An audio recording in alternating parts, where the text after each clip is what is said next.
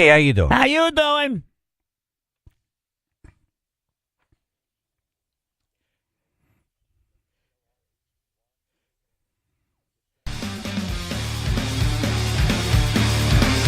All right, let me start with this, then we'll get to the California wildfires. Okay. Although I have a feeling this story is going to be one of those stories that might get you excited if you experienced some loss during the floods last year. Gotcha. It'll get you excited, then all of a sudden you realize, damn it, it's the government. False hope. Federal funding available for Connecticut businesses affected by historic flooding. What was that? That was the hope.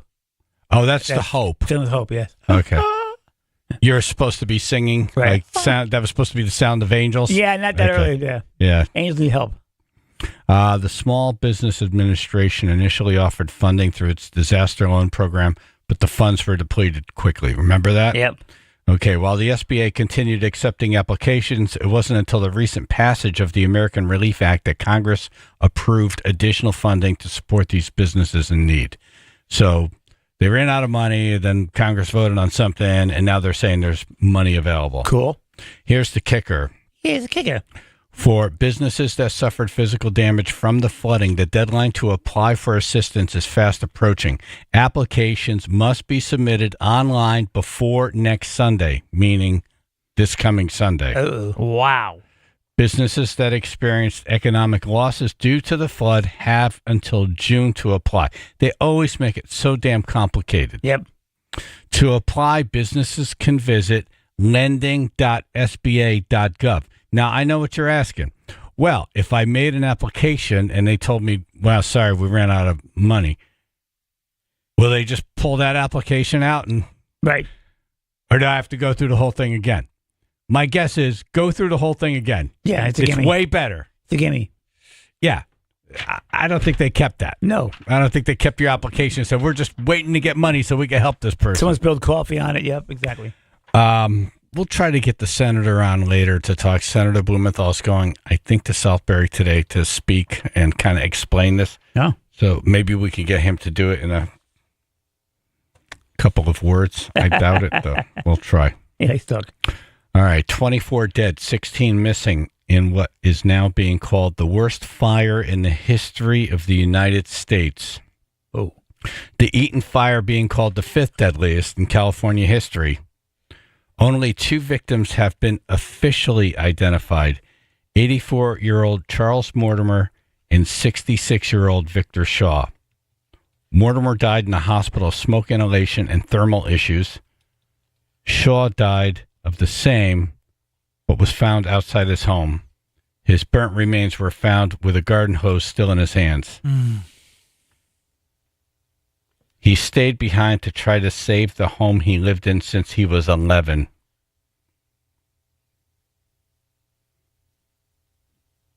Tried.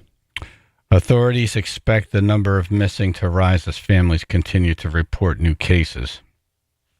About 150,000 people are under evacuation.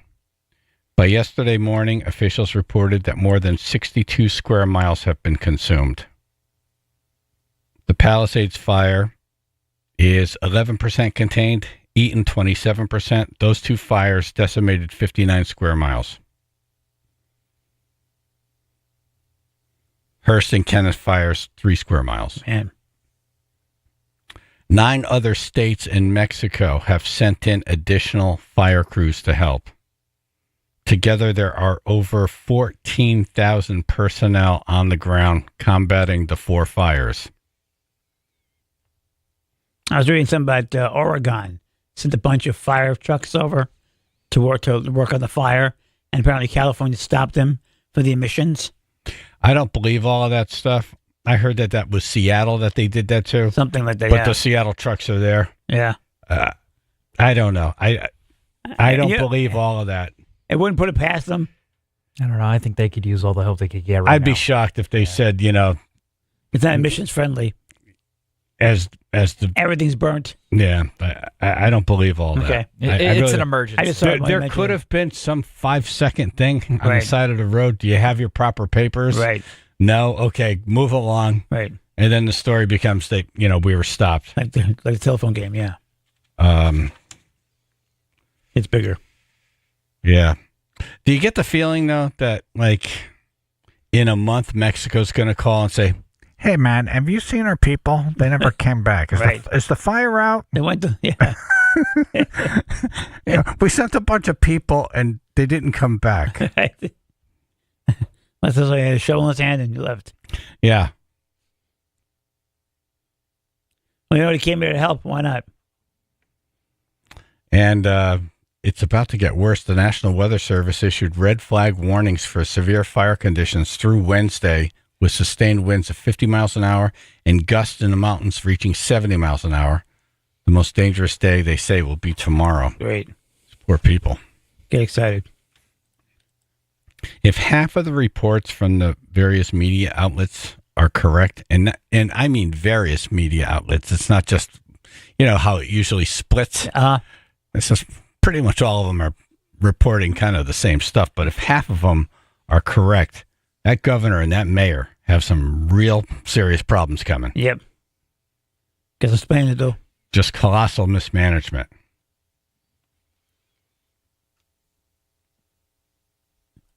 You're not managing the forest floors or control burns or making fire breaks, no water reservoirs, budget cuts. What's really going to choke them out, though, is what they spent the money on. Right. That's going to be the problem. Because you can say budget cuts all you want, but it's like, well, you had money for this and you had money for that. Where'd it go? Where'd it go? Where'd it go? Yeah. You cut $17 million from the fire department. Where'd that go? Yeah, I'm kind of curious. It's going to be very interesting to hear all that. Once all this is over and people are safe, yeah, man, pretty bad. Politicians are usually pretty good at shifting blame, but these facts are going to choke them out. Yeah. Here's Fire Chief Kristen Crowley on the recent budget cuts. The fire department needs to be properly funded. We know where our gaps in service are. We know we need 62 new fire stations. We need to double the size of our firefighters.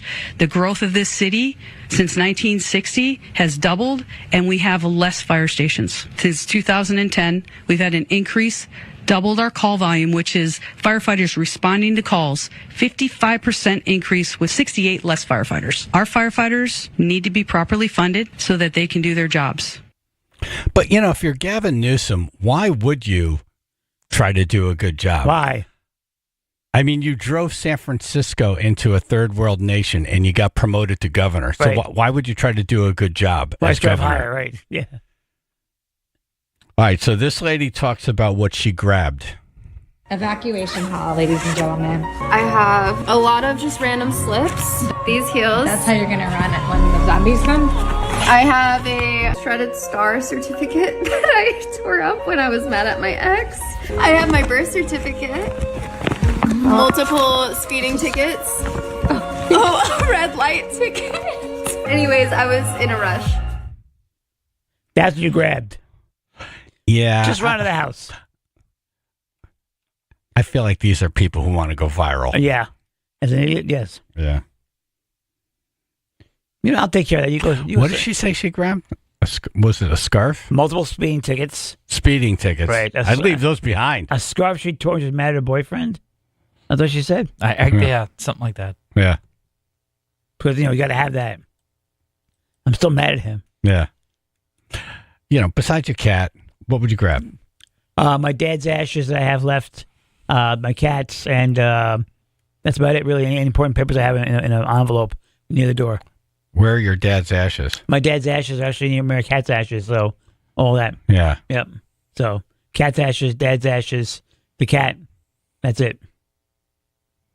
Wouldn't that be wild, like if you got caught in the fire trying to get the ashes? Just say it. You know what I mean? Right. It's like just ironic. It would you be became ironic. an ash It would trying be to ironic. get the ashes. Yeah. Then my dad would go, good job. I knew you would do it, boy. Come on in. So sit down. Let's have a beer. Nothing's changed, huh? You're still the idiot guru. Yeah. I mean, besides the cat's, laptop. Yeah.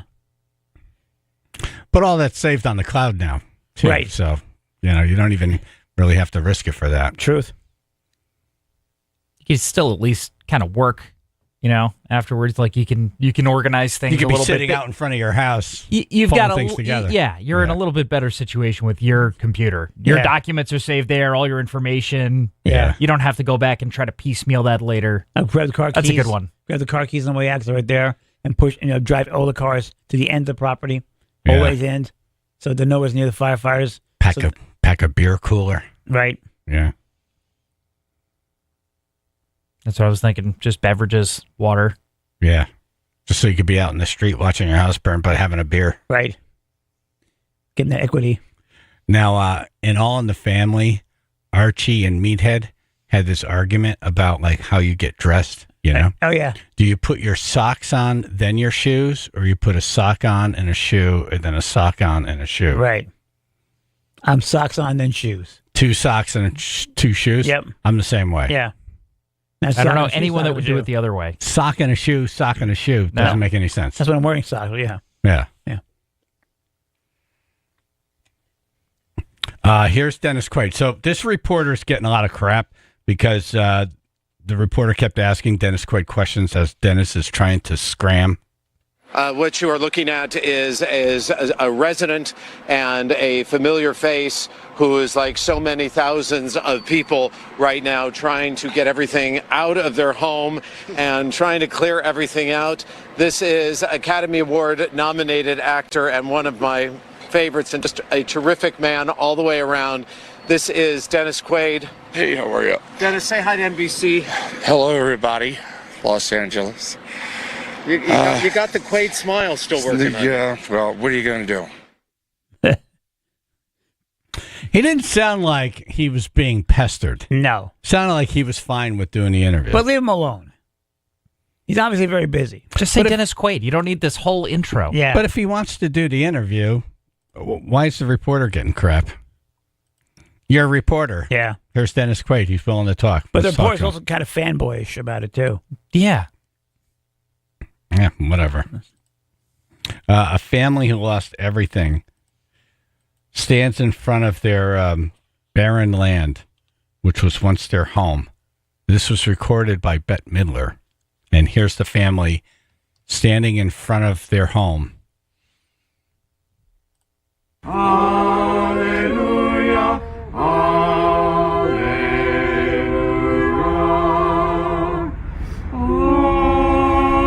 This is the family. Yes. The Who's in Whoville.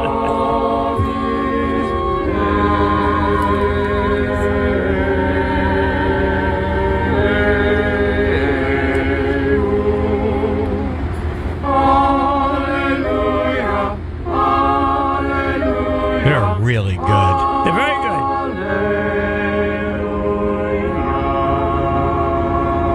The kids must be like, well, Dad was right. This is, I thought we'd never use this ability, but Right. here we are. See? All that stupid practicing. Papa writes. Oh, I bitched and moaned the whole way through, and here we are. Yep. Look at this. Now we get to sing in front of our stuff that was once stuff, but now ashes. Hallelujah. That's weird, isn't it? It's Let's very just weird. stand in front of the house and sing. Right.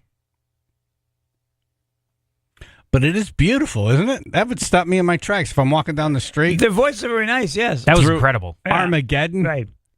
That's better than like a church choir. Right. That's high-level professional studio stuff. And they're booked everywhere by now. They had all of their parts. Yep.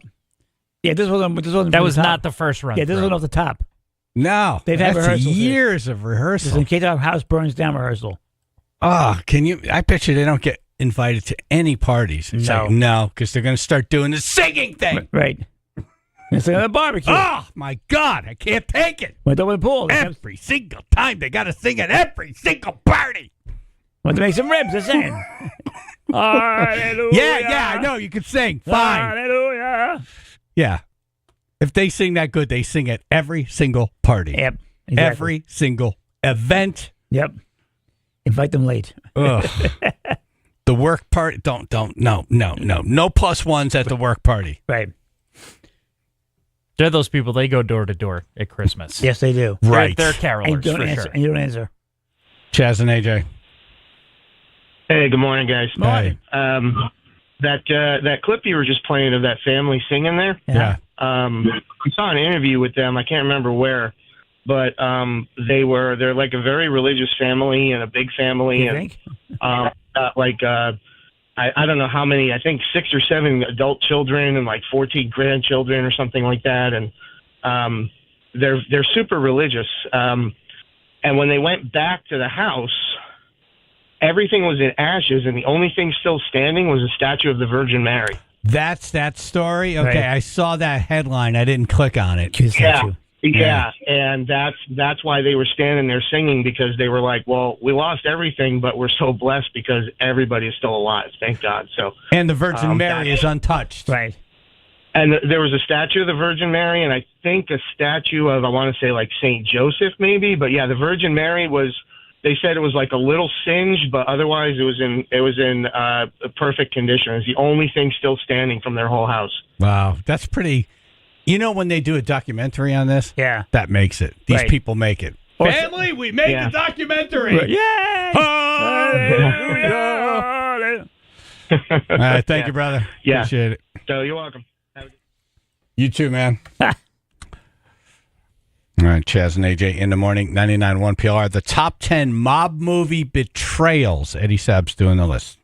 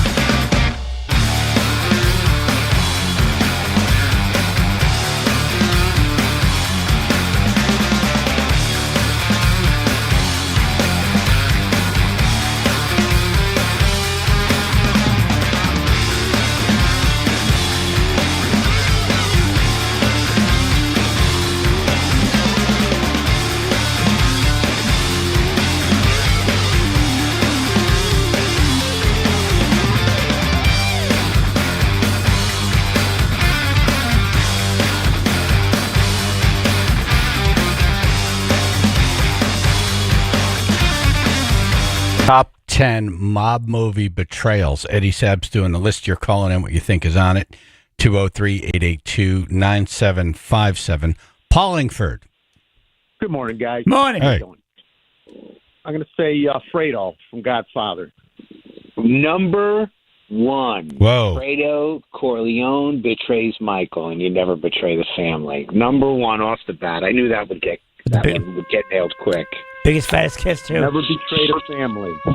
Never betrayed a family. Yeah. Thank you. Remind me of how that went, Eddie. That was, they were sitting in a meeting together. They were talking about family business with another family, and Fredo starts to side with the other side, basically saying, hey, come on, listen to what they have to say. And there was certainly no listening to what they had to say. But he liked him. But he liked him, Michael. He said he never met that guy before. Then it came out that he had met the guy before. Yes. Yeah. Exactly. It was Hyman Roth. Right.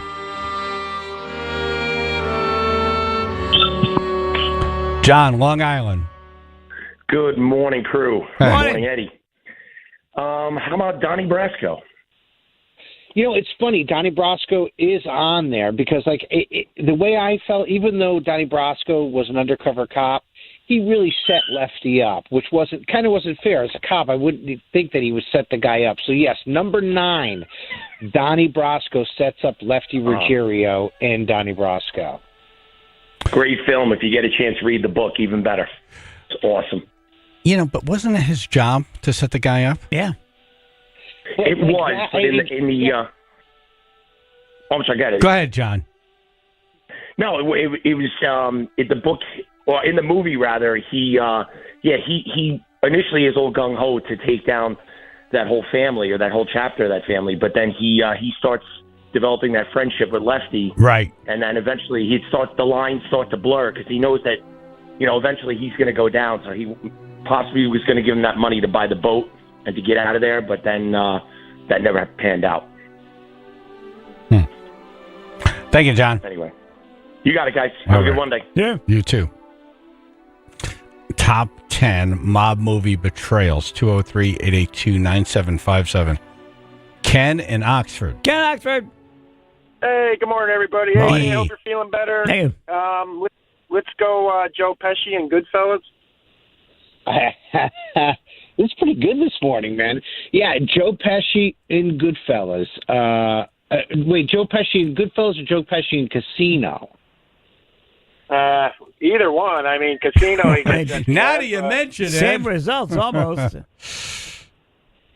Well, so here's the thing. For me, Joe Pesci, when it comes to Goodfellas, that only comes into play at number 8, and it's kind of when Paulie ordered Tommy to be hit, which was Joe Pesci's character in Goodfellas. Retaliation, yeah. Because if you remember, there was a big conversation about, hey, you couldn't get anybody whacked unless somebody from the top approved it. Right. And so what clearly happened was Paulie approved Tommy getting whacked. Tommy drives to the house, and, you know, if you remember, he walks in and he says, hey, when you were made, Pike's Peak was just a pimple. Right. And he goes, yeah, and then he shoots the guy, you know, he shoots Tommy in the back of the head. Didn't see it coming at all. No, he knew when he walked in the room. There was nobody there. He knew when he walked in the room. Yeah. His last words were like, what the? Yeah. What the before that, when he first got out of the car, it was the Pike's Peak line. Right. But it just kind of proved that Paulie set Tommy up. So, yeah, that comes in at number 8. Well, that was retribution because they killed Billy Batts. Right. Yes, He killed a made man, yeah. Yeah. Can't kill a made man without permission. Right. Have a great day, guys. All right, Ken. Thank you. Ant in Branford. Good morning, folks. How are you? Good, thank you. I'm going to go a little out of the box. I'm going to say Virginia Hill when she stole all of Bugsy Siegel's money that was supposed to be used for the casino. Virginia Got Hill. him killed. Huh. Oh, that's actually pretty good, but not on the list. All right, folks. Have a good day. All right. Thank you. Good thinking. Top 10 mob movie betrayals. 203-882-9757.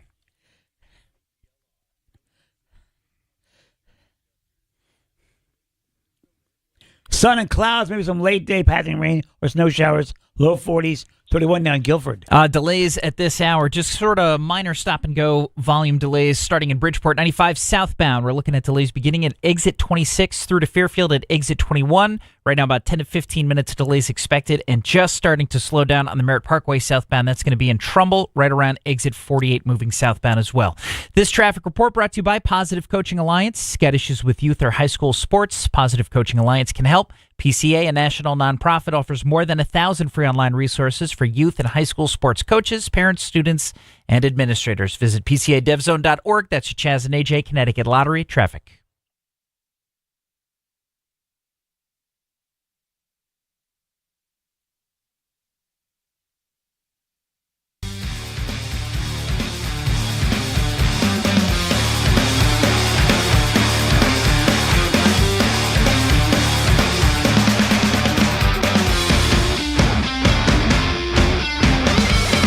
Connecticut in-home assistance. There you go. Good people.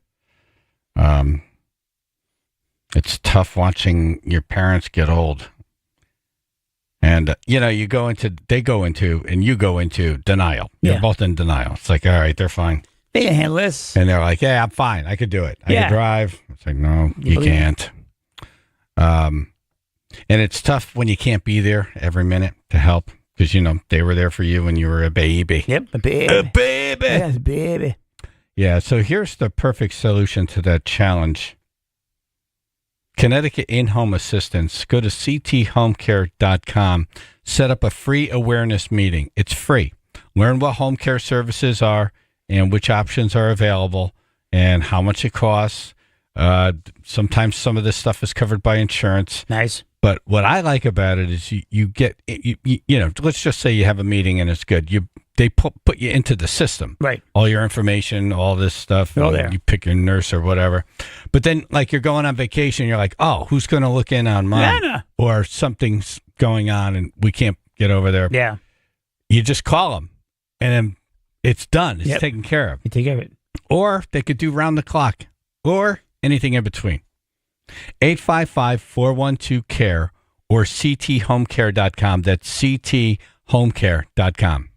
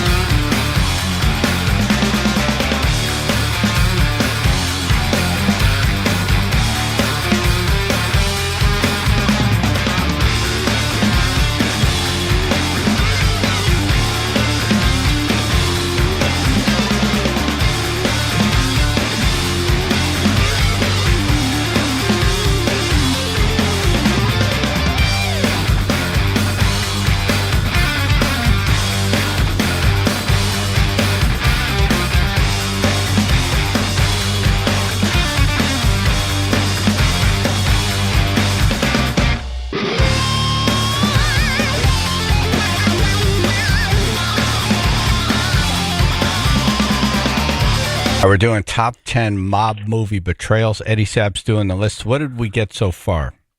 All right, so far we did get the number one, which is Fredo betrays Michael in The Godfather Part 2. We did get number 9, Lefty Ruggiero, set up by Donnie Brasco in Donnie Brasco. We got Paulie Cicero orders Tommy's death, Joe Pesci's death in Goodfellas. And I think that's it so far. Pretty good. Yeah, not bad. Not bad for a first run. No. Tony and Bethel. Good morning, guys. Good morning. Chaz and Hello. AJ. Hey. I want to say Road to Perdition with Tom Hanks. That's a mob movie? What kind of mob? That's a mob. A good one. Is it? Yeah, Tom Hanks is a hitman for the mafia, and he's betrayed by his boss, Paul Newman, and they hired Jude Law, who's another hitman, to track down Tom Hanks and kill him. It's a really good movie. Really? Now I recall. A lot of folks like the movie. Yeah, I don't recall that one either. I seem to recall now, yeah. Tom Hanks is so good. He's very versatile. But, you get too much of him, and it's like anything. It's like, I've had enough. Tom Hanks is a hitman. I didn't watch Castaway just because I had seen so many Tom Hanks movies around the time that came out. You were hanked out. I'm good. I'm hanked out. I'm hanked out. Yeah. All right, I wrote that down. Road to All right, Perdition. guys, have a great day. Thank you. Get well. Thank you so much. Yeah, I went to see Wilson. What's that? I went to see Wilson. I was hanked out. So I wanted to see the volleyball. Did good though. So. What did I say? What did I say, Ruth? Uh-oh. He was saying Wilson. I was just saying Castaway. Okay. Man, that joke, as bad as that was, I didn't think it could do any worse. Right. And then Ruth pulled it off the tracks even more. Thanks. I know. I was just not acknowledging it, Ruth. That was me acting like that dud didn't happen. Nothing to see here. Nothing to see here. Nothing to see here. Yeah. Slight blemish. I was trying to do the same thing. Like we were driving by at about 120 miles an hour, and nobody saw anything, and you slowed the car down. Did it really happen? No, nothing happened. Yeah, and then I just hung up on someone by accident. Well, So sorry, caller. Drew in Monroe. Morning, gang. I don't know if this is a repeat, but Henry Hill selling out everybody, singing like a canary in Goodfellas. Number 3. Actually, that didn't come up. Henry Hill, number 3. Thanks, guys. Have a good one. Thank you. Yeah, that was massive betrayal. Yep. Oof. The worst. He was told never around your friends. Yeah, opening lines of the movie. Yeah. Goes against him immediately. He's a graduation First gift. yeah. And that was a good graduation gift, too. And he lived. Yeah. And then he went around and did interviews and books and taunted them. That's the amazing part. And is he didn't lived die getting afterwards. hit just for principle. Yeah. I feel like Think his about how many public persona kind of protected him. He was so public and so visible That they couldn't touch him? Yeah, if they did, it was going to be bad. When he was alive, he used to call into you guys all the time, and I remember having his home cell phone, his home phone number, and saying to him, "Don't you care that I have your home number, that people have?" He goes, "No, everybody's dead. Doesn't matter." Yeah. Okay. Johnny and Aunt Sonia. Good morning, everybody, except AJ. Thank you. Yeah, I'm going with Carlo from The Godfather. Even now, while he has medical conditions. Yep. Just staying true. I guess that's I as don't nice care. as he's going to get. Just staying true. He's just not. He's not being mean to Being you. true to himself. He's just not saying hi to you. And I respect that. All right. Well, it still sucks, but Unfortunately, it almost made the list, because I know you're talking about it's when Carlo goes against Bronzini. what's the matter? You almost made the list. That's crazy. It almost made the list. It did not. It did not make the list. It was You're close, starting though. to give me an attitude right now. I don't like it. That's all right. Listen, I think I'll I want survive. to say happy birthday to Douglas. I'm done with you. Goodbye. All right. Goodbye. Happy birthday, Douglas. Happy birthday, Douglas. We're doing top 10 mob movie betrayals. Richie in Bridgeport. Good morning, guys. How are you? Hey, Good, thank you. How about Scarface? Which part of Scarface? Yeah.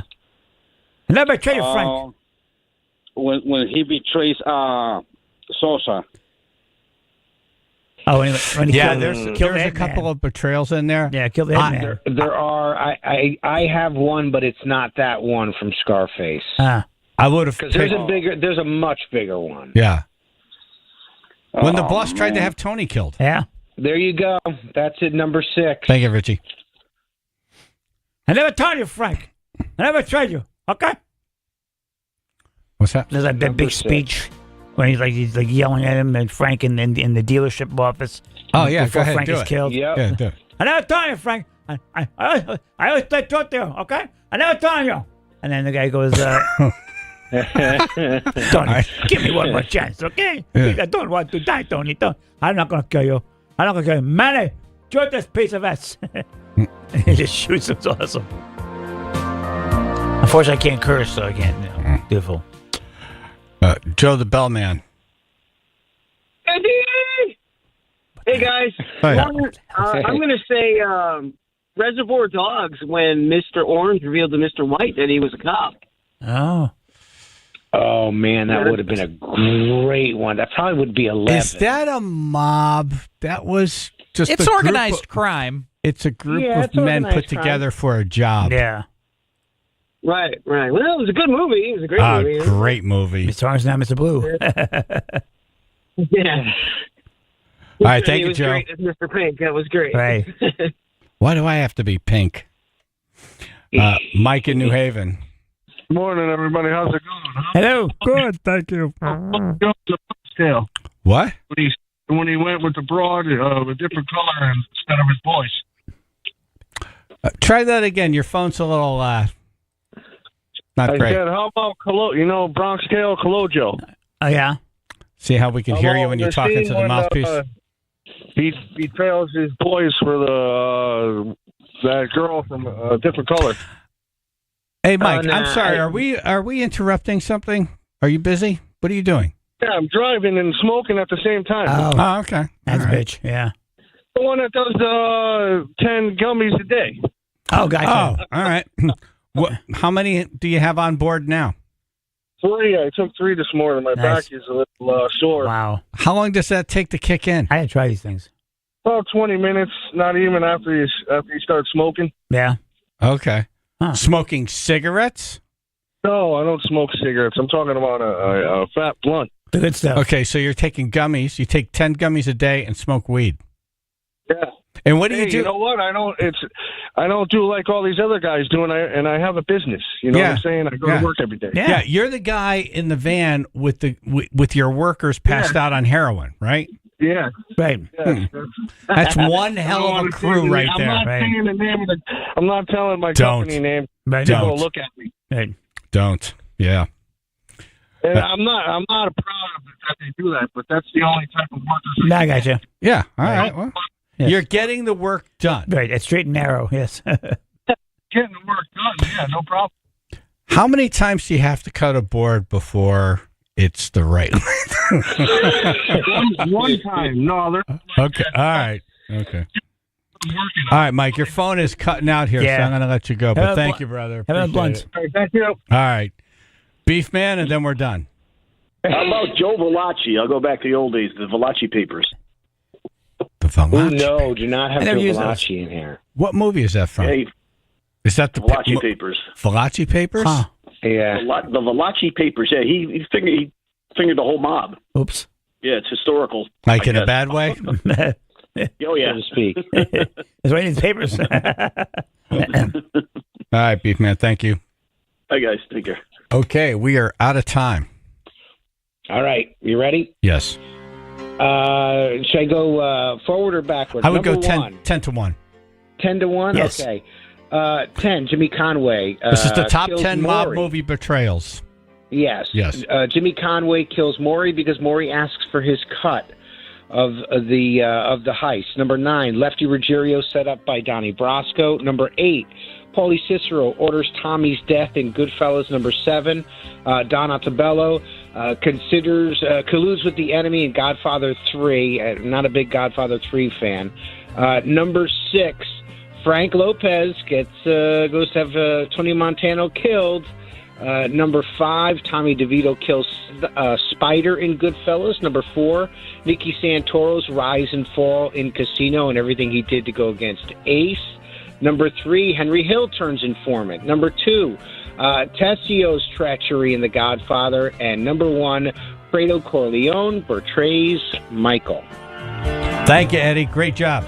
Thank you, guys. Awesome. Take care. Tell the mayor we said hi. Yes.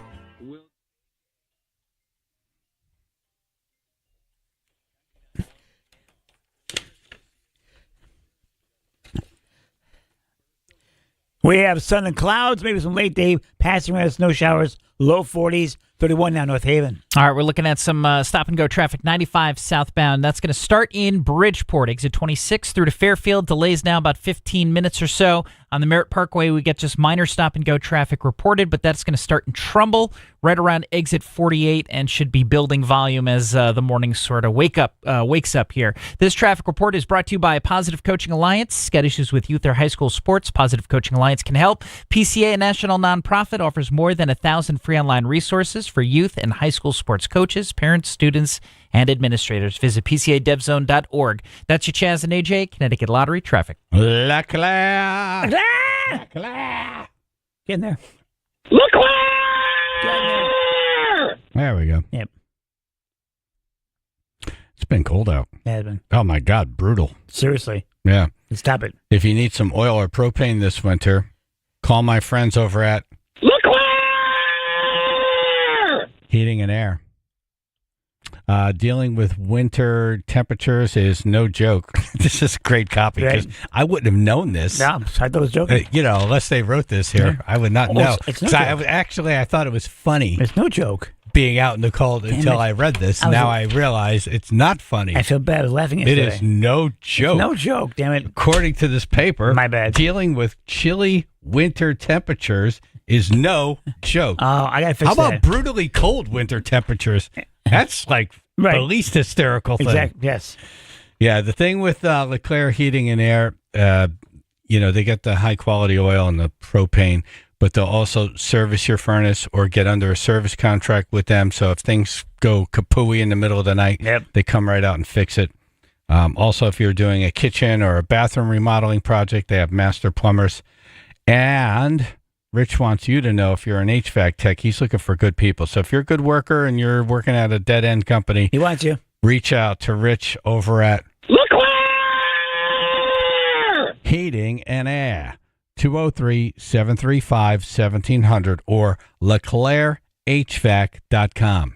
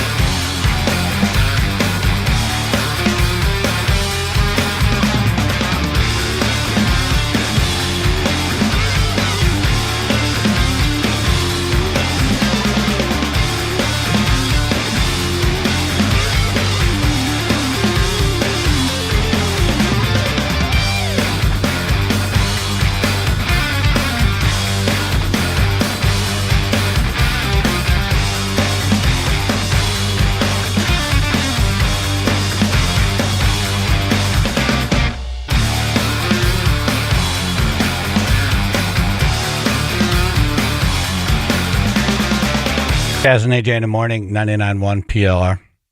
How was your weekend?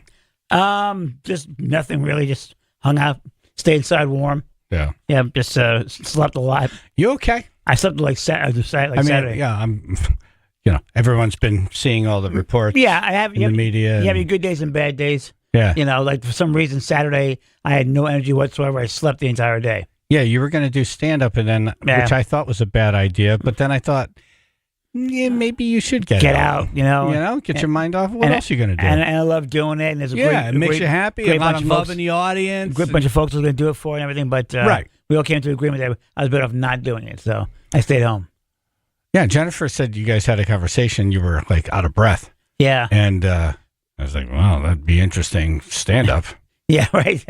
It's me speaking out of breath. You could do like 5 jokes and do a 20-minute set. Yeah. And I'm gonna be there. Yeah, that'd be kind of tough to watch, actually. Yeah. So I have this at home. I have a thing for oxygen. So because I need the oxygen, I just pop it in and off I go. What do you think happened Saturday? Yeah, I have no idea. I really have no idea. To be honest with you, you know what? I wore myself out all week because all this week leading up to the weekend, I was doing like double things. Like usually I do like you had a lot of appointments. A lot of appointments. As a matter of fact, between Tuesday and Wednesday alone, I was like, I was out a lot. So I think what happened was just I couldn't sleep at night. It all caught up to me, and finally, you never sleep at night. First of all, I never do. You always say it like it's very rare. I couldn't sleep last night. Right. Like, well, you haven't slept in 27 years. Pretty much, yeah. So all that combined, I really could not sleep, and I think Saturday was game over. I just went down and stayed there. Sometimes you have to just take a break. Yeah, my body said, no, you're not going anywhere. You're not here tonight. That's it. Yeah. So what'd you end up doing? I ended up watching Meekum Auto Auctions. Yeah. Yeah, so I got to watch cars. So odd for you. I know. I know. They're pushing awesome. yourself out of your comfort zone there. I know. To watch cars being sold. Yeah. But it was kind of cool how both coincided. So I could watch that for a little while, and then it's like, all right, I get it. But they're very good at saying, look what's rolling out right now. Exactly. And then I'm like, damn, I just want to see how much that one goes for. Exactly. And Or they celebrity's suck car. you in. The next thing you know, it's like 3 hours. Exactly. I want to see a car that costs more than my entire neighborhood. Yeah. I always wonder, what do these people do when they have that kind of sick money? Yep. When you see one person buying more than one $1.2 million car or higher, and like, right. For me, it'd be one and done. That was my budget. If I got that high, but some people, they're like, you just bought this one. No, but the guys who don't even show up, they have another guy on a phone, right? And they're just watching it and the phone bidding on multiple cars, right? The phone bidders, yep, yeah, exactly. That's pretty cool. Yep. Is it just always one car at a time, or they're doing multiple auctions sometimes? It's one car at a time. Man, that's why it takes so long. Yeah. When you got like 2,000 cars, you got to get rid of. It was the whole weekend. Right. So I spent my weekend doing that, which I lucked out because usually there's nothing on TV at all. I had to sit there and watch like Game Show Network and stuff like that. Do you have Netflix? I have Netflix, yeah. You have Amazon? It's on my computer upstairs, though. I need a new, what do you call it? I need a new router. I don't have time. They're so weak. It's mean to me. Not mean to you. It's just like, how many more decades can I take of like, you can't watch TV in a certain room because you need something? One more decade. Yeah.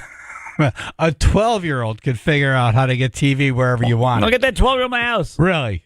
Okay. You want that? No. All right. Exactly. Marshall will take it. All right. Channel 3 sports director Joe Zone reviews the wild card weekend, and how did he do with his picks?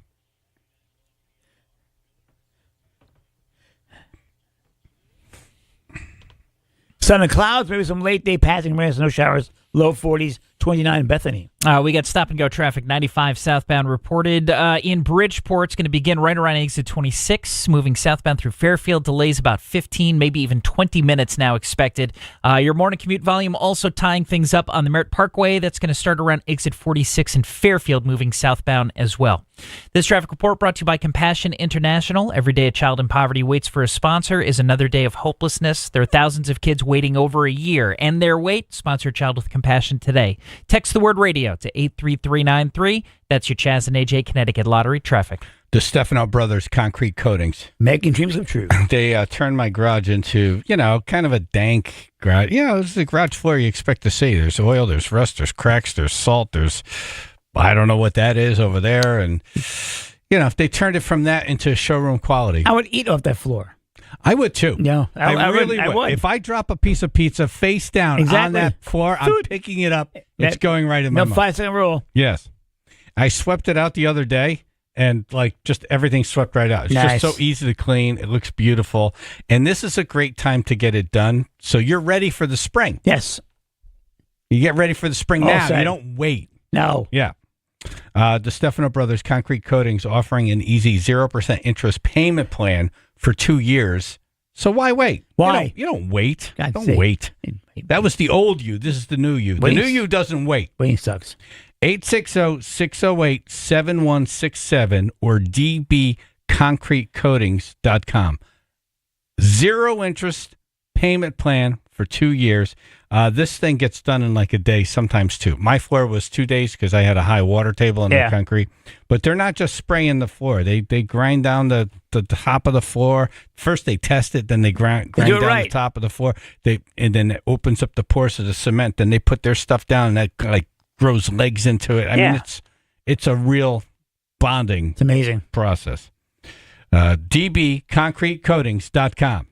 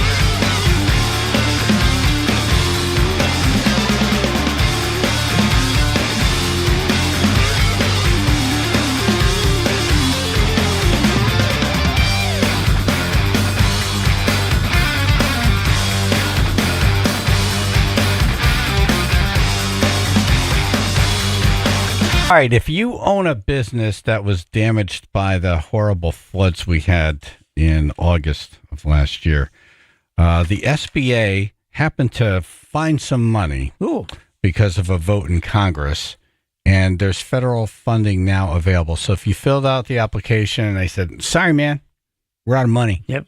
Try it again. Yep. The Small Business Administration, SBA, initially offered funding through its disaster loan program, but the funds were depleted by October.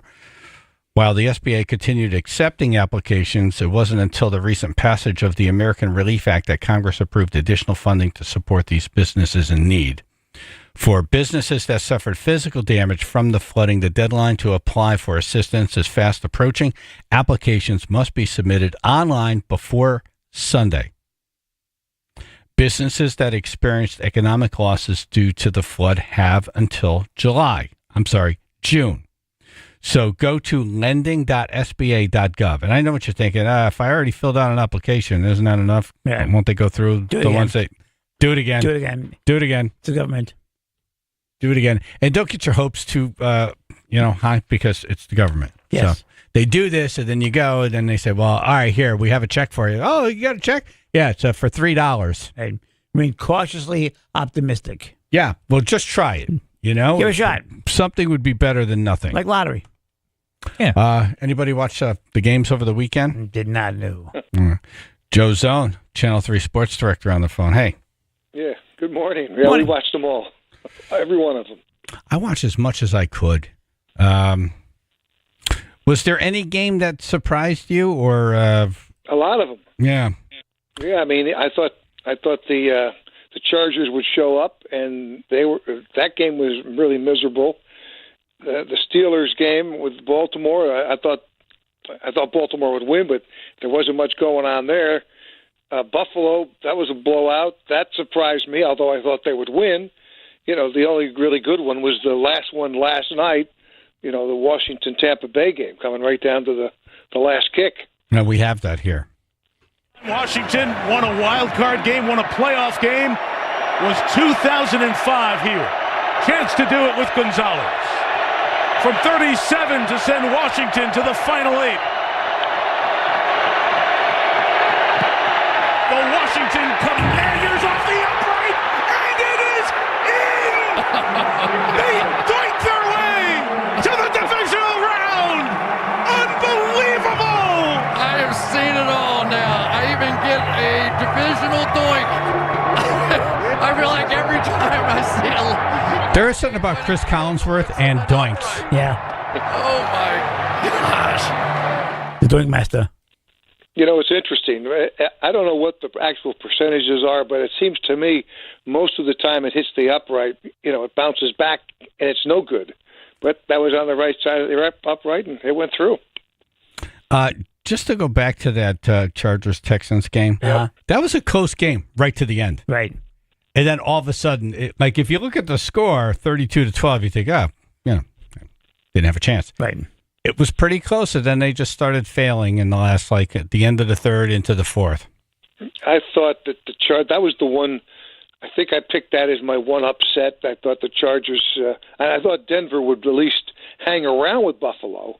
And that was, they came out and took a 7-0 lead, and then they were never heard from again. I think Buffalo.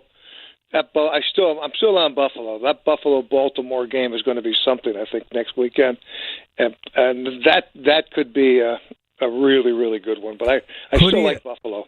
Yeah, I was going to say, who do you like in that one? Bill Belichick felt like the Ravens was that team that could upset the Chiefs. I think that's true. I mean, Kansas. We have people forget about Kansas City because we haven't seen them in the last game they played. They didn't play. Everybody sat, so they, basically their starters are getting almost a 3-week rest. But I wouldn't discount Kansas City at all. That they're the number one seed, but I still think it's Buffalo. And again, now the Texans, they're going to play Kansas City. The Texans, Kansas City. So I don't know. I mean, Kansas City and Buffalo in the championship game. Yeah, so far you're not good on picking Saturday games, but very good at picking Sunday games. Well, it's your day. Well, I got one going tonight too, right? Minnesota and the Rams. Yeah, who do you like on that one? Yeah, I like Minnesota. I like. Cool. I think they're an underdog, but technically they're a favorite because they're They're only a 1 underdog, so I like them, and then we'll see what the matchups are for the NFC. You know, along the way, you know, I had 2 UConn basketball games I was also paying attention to, so my X's and O's were getting mangled up there a little bit on Saturday. Yeah, how much stuff can you watch, really? How much sports could you ingest? Now, Well, you know, you can do a lot, but you really got to pick your spots. You know, you go back and forth and in picture, and you know, I'm writing stories for the web for the basketball games, and I got AZ Fudge scoring baskets for the men's team, and you know, you go back and you got to really focus on it. Multitask. does Mrs. Zone sit and watch the games with you? She leaves. No. That was a fast no. She leaves. No, she tries to leave the house, and then when she comes back, it's Hallmark all the way. Ooh. So do you have a, because you're a sports director, big-time sports guy, do you have your own place where you watch games? I can, but I got 4 or 5 options, and I move it around. It depends on what it looks like outside. When the weather's nice outside, I'd like to have lots of windows. So I sit in the room with lots of windows. But if it's not, if it's ugly and windy and cold, I go to the warm room. The warm room. He has locations, yes. All right, so one's what, a 3-season porch? Yes. Okay, and then where's the warm room? That's like a den with a fireplace? Exactly. Okay. The dark room. And Mrs. Zone doesn't take this zone away from you. One or the other is yours. I give her the option, but that's like. Are you giving her the option, or does she let you think you're giving her the option? She says, repeat it to me. Look, it's the favorite thing of a marriage. I think here's my favorite line. Then why did you ask? Yes. They don't really want it. They really don't want your answer. So why you ask? Right. But I move it around. I was under the belief yesterday that I was going to pick the time and the restaurant of my choosing to meet with my niece and her husband. What a joke that was. The time I proposed, that's too late. I wanted to catch the Bills game. Yeah. The time, that's too late. Okay. What time? It would have been easier if I just said, tell me when and tell me where. What's good for you? We would have cut out what's good for you? 30 minutes of dialogue and back and forth and texting and then talking to the wife and just tell me where we're going. What's good for you always works. That's not a battle you want to have. You got to save those for the ones you really have to win. Yeah. Let that one go. To fight the good fight. Yeah. What'd you think about the Patriots hire for head coach? Yeah, I like it. I think I'll be interesting to see the press conference today. I'm sure we'll do something in our early newscast. But I like it. Again, they're bringing back a guy who knows the culture, who fans like, who's got some experience. I think that's the one thing when you hire a coach who's good at other things than being a head coach. There's just so much to it, being a head coach. So he's got some experience, and I think it's a good hire for them. Well, he's got some experience there, too, which is important. Yeah, very helpful. He has experience being on a team, winning 2 Super Bowls. He has experience in the organization. He has experience as a head coach. But, the Boston fans are really going to have to just get in their mindset they're no longer immortal. Right. They're a regular team now. Right now, they're the worst team with a who could be a good quarterback. Yeah. So, I compare it to when the Yankees had Mariano. He was like Brady. When you had Mariano Rivera, you won 4 championships in a row. And then when he was gone, you get back to being, you hope you get one every once in a while. And I think, that's my comparison as a Yankee fan. We knew we were going to win all the time when we had Mariano Rivera to close. Well, they had the core 4. That was a pretty solid team and a good manager. And now they're, mediocre to really good sometimes. And I think the Patriots had their run that was so off the charts that, reality has to set in at some point. But the problem is they were so off the charts, and then they went so far the other way, and that's what's hard. It wasn't even a slippage with some hope that, okay, we're in it. It was a complete drop-off, and that's what's hard to accept. Yeah, that's usually how it works, though, when you have 2 people that are extraordinary. Just think of any musical group with 2 extraordinary, just think of the Beatles and McCartney and Lennon leave. Ooh. What you're going to have it's going to be a shell of what you had. Subpar, yes. Yeah. So I'm with you. Yeah, then there's the Cowboys. I won't even talk about them. Bad with them, yeah. What do you think the Jets are going to do? I know I talked about it with you on Friday. Yeah. It's funny. I've been watching that Aaron Rodgers thing on Netflix. That's tough to watch. Yeah, but you know what? I like I always love the behind-the-scenes stuff that you never, ever see, when you're watching regular television and when they do documentaries like this and the access to the video they get and the conversation. So I'm enjoying watching, actually. I'm only partway through it. I haven't seen it all. But I think he's gone, but I still think he's going to be someplace else. Yeah. I love the football part of it, and then once they got to the part where he went to that retreat, I was like, I'm out. You're ahead of me on that. I'm not at the retreat yet. I might fast forward through that part and then, get back to football stuff. Yeah. Gotcha. All right, Joe Zone. Thank you, brother. Appreciate it. All right, we'll talk again soon. Oh, and Joe, by the way, when you go in today, please tell everyone we said thank you very much for all the kind coverage they've given AJ and his issues. Yeah, that was a really inspiring story, by the way. Congratulations. I mean, I'm just, you're on the air, you're working. It's remarkable to me.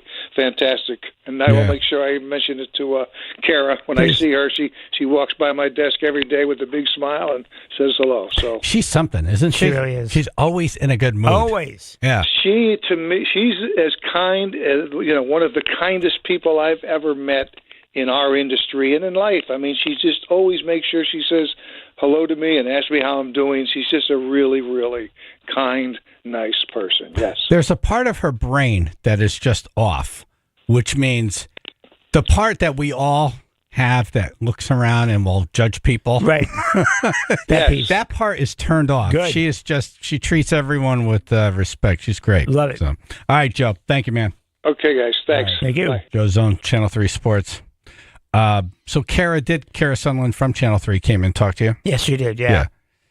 I mean, we're not going to cover this every day like it's, but you're getting coverage now and people are responding I wanted to the word out, yeah. Yeah. That's all I wanted to do, get the word out, and then that's it. You talked about it on the air, and that's all we were going to do. Right. And then, we're blessed with a lot of friends in the media who are like, this is an important story. We need to cover this. Right.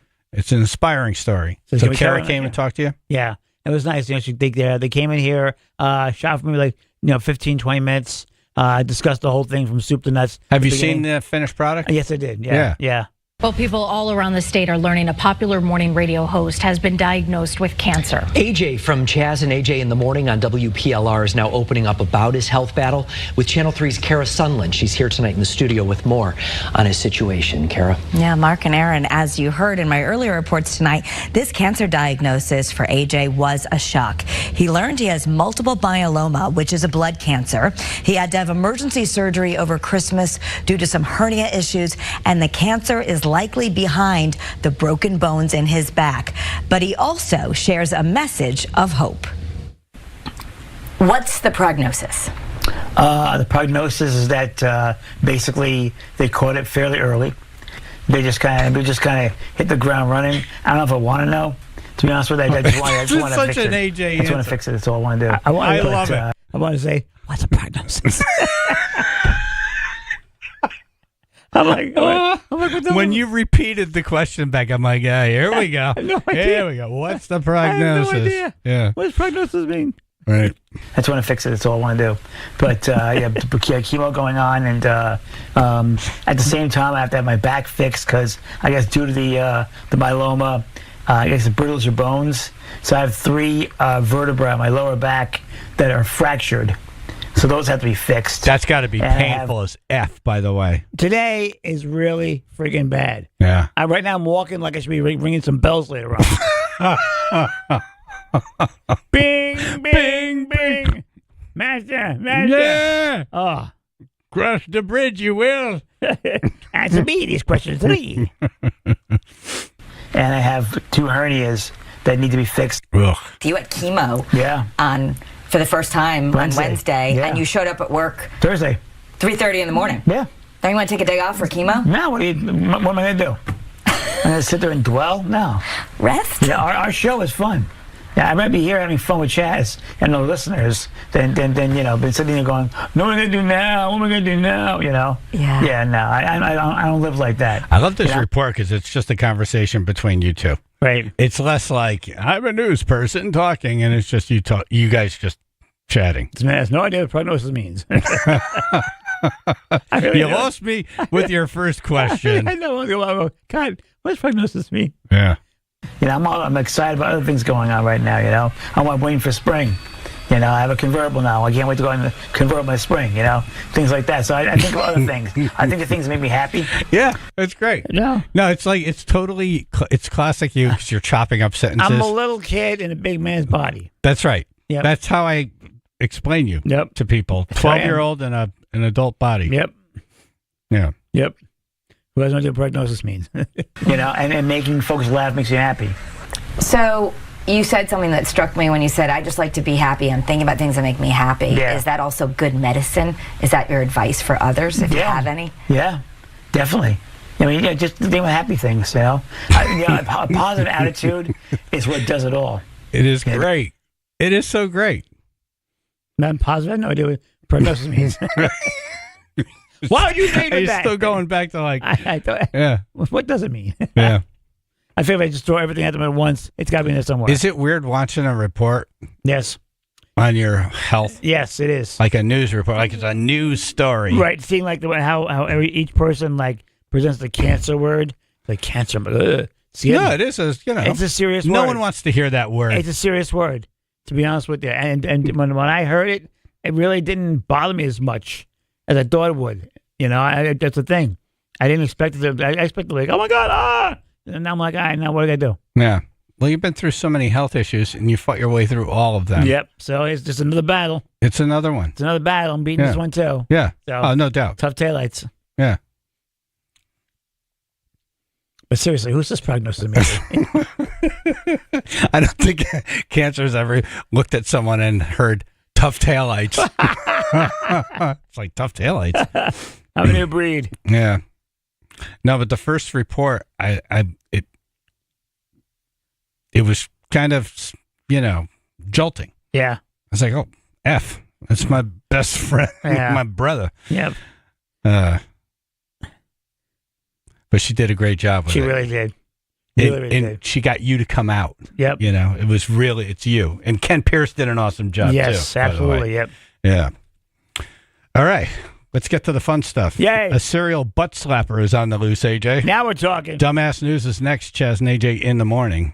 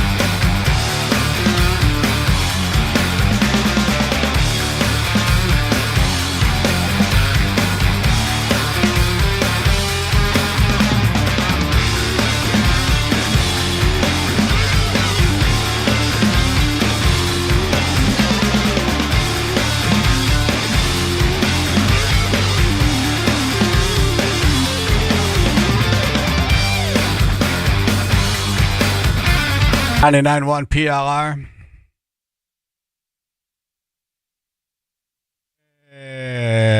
What? Hey.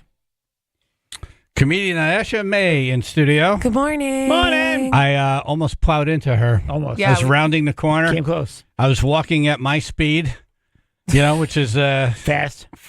Bathroom. And I round the corner, and there's a pregnant woman. Boom. Holding coffee. You almost knocked me over. Like, yeah! Doesn't normally happen right here. You guys know waitress staff, they say corner. You got to start yelling that when you okay.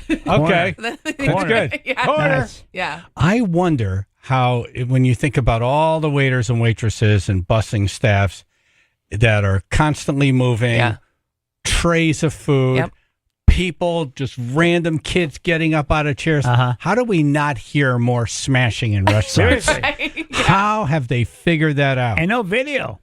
Put a camera there. Yeah. But welcome. Well, thank you. Yeah. Glad you made it. Glad I didn't run into you. Me too. It's all good so far. Really glad. A serial butt slapper is on the loose in Denver. Corner. If you have had an encounter with a weirdo, call us. 203-882-9757. I feel like look at these two. Women will have the most stories. Ayesha and Ruth lock eyes immediately. Like, I don't know, which ones do we say first? Because men are more bold than women. Right. Well, we're weirder. Men are weird, but we'll express it faster than they will. Men are weird. Women don't go around slapping guys' butts. No, they should. Women don't go. Women don't go around smelling guys' feet. Rubbing the shoulders while you're in the office. Yeah, men are weirdos. Okay, let's start there. No, it's the serial shoulder rubber. Oh my God, no! There was like I've had a handful of men in my life. A handful. Literally, you've had a handful. You'll be sitting at your desk and then they'll just come by and be like, "How you doing today?" Who does that? That's like weird. I had one like that too at a previous job. What is that? The serial shoulder rubber. And they think it's like a. And normal, what do they say? Just like when they're doing that? Just as they're talking, they just kind of come over. It's very strange. It's so weird. I need an invoice. Give a little squeeze. What's that? I need an invoice. They go over and they just start rubbing your, what are they saying? Do you remember one? All right, here we go. She's going to give us an example now. Okay. Oh, cool. I get the benefit. Oh my God, yay. What are you working on today? I'm working on the show right now. Oh, wow. Yeah. Oh, you look great today. Oh, thank you. Well, oh, boy, it's my mom's top. At 9 o'clock meeting. 9 o'clock meeting, gotcha. Huh. Okay, so okay. It was only a couple seconds. It's like a stroke and smack. Does that make that okay? No, but a lot happened. That was a perfect demonstration. Thank you. There's part pep talk in there too. Yeah, because at first it makes it seem like I'm interested in what you're doing. I'm here to support you. Right. I'm rubbing your shoulders. But what are you working on? Right. I want to touch you. Yeah. But it's not safe. And then immediately goes to, you look good today. You know what it says to me? Cross the line. Creeped out. You know what it says and to me? Like 9 o'clock meeting, tap you on the back. So it's work, creep, work. No. Yeah, it's kind of like the work equivalent of if you're at the movie theater and like you yawn and put your arms out like that. Yeah. No. That's not creepy if you bought the ticket for her, is it? I'm saying it's like it's supposed to be like kind of an innocent and right. Yeah. I think in their head they're just thinking, oh, I'm just a harmless, nice older man, just like, oh, just checking in. Yeah. But to us, it's creepy. Like, don't touch me. Now, let me ask you something. If that dude was smoking hot, melt. No, he's my coworker still. Right. Yeah. Okay. It's still crossing the line. Still crossing the line. Okay. All right. I'm just wondering. If it was if it was a guy I was hooking up with at work who was my age, maybe that'd be like, oh, we're flirting. Yeah. Okay. But if not a coworker who's like 30, 40 years my senior touching me, that's happening multiple times at multiple jobs. Like, it blows my mind. That's weird. I want to hear men that call in say they do that. You know what it says to me? Tell us why. If you're creepy, please call in. You know what it says? 203-882-9757. Now, we don't think you're creepy, but people have said to you, that's creepy. Admit you're creep. See what it says? Admit you're creep, please. Admit you're creep. What it We'll says tell to you me, if you're creepy or not. What it says to me, it says to me that I forgot my napkin. My hand went in something gooey and disgusting, and I'm going to use this as a way to wipe my hands. Oh my God, so many. Let me get this off my hands. Sitting on your desk near you, they get really. They love to just get close. Very work. close. Very Close close talkers. Very close talkers. All right. I want some more examples. Okay, here I'll come to you. No. I don't mean like that. I was like, let me appreciate. harass you. No. Like stories. Okay, I mean, like, it's not even stories because I feel like it's a normal occurrence I've had. Do you have any stories, Ruth? I had a coworker once that I was helping work on something, and it was a deadline, and like we finally finished it, and he actually went over and tried to kiss me on my cheek. Oh, yeah. For completing the job. Yeah, I was like, "Oh, we did it! Oh, great!" And then I was like, "Whoa, Yeah, I in hindsight, I probably should have mentioned that to HR, but when you're like in a shock, but I and was something very happens, young, you know, and you're just like, oh, whatever. Like this is how it is. I mean, I've never had a job where I've had to ask a coworker not to touch me. It's just never been a reality for me. It sounds like every job you've had, that's been part of it. Yeah, pretty much. For good-looking women, it's got to be difficult because guys just think, "Hey, I'll I can try touch you. this." I can look at you. Chaz and AJ. Hello. Hey. Hello. So one time I was in an art deli, and you have to stand in the queue and wait, and it was pretty busy. And someone came in behind me through the door, and I'm messing around on my phone, not paying attention. All of a sudden, I hear breathing, and I turn around, and he's like right in my face. Ew. Yeah, and I went, "Can you back up?" Hey, Steinbrenner. I was not quiet about it. Yeah. I'm one of those people that you have to be weird and be loud to stay alive. Okay. So, he ended up making like a scared, terrified face and just walking out of the store. And acting like it was your fault, even though he was the one that was standing directly behind you, making you uncomfortable. Like, oh my God. Yeah. And then he just left. And everyone was just staring at him, so he probably was just mortified. But he basically did a Biden on you, where he was like sniffing your hair. Yep. Oh God. Yeah. Yep. You get over. I still can't get over. We watched years of this guy sniffing young girls' hairs, and we were just like, yeah, whatever. How grand? No one says anything. Seriously. Do you see the video of the little girl that like elbows him in the crotch because he's holding on to her shoulder? Yeah. Yep. Yeah. No one says anything. He's the most action I've had in a long time. I don't know if you But touch it's my weird. kid like that. I'm saying just going something. nuts. 100%. Yep. All right. Thank you.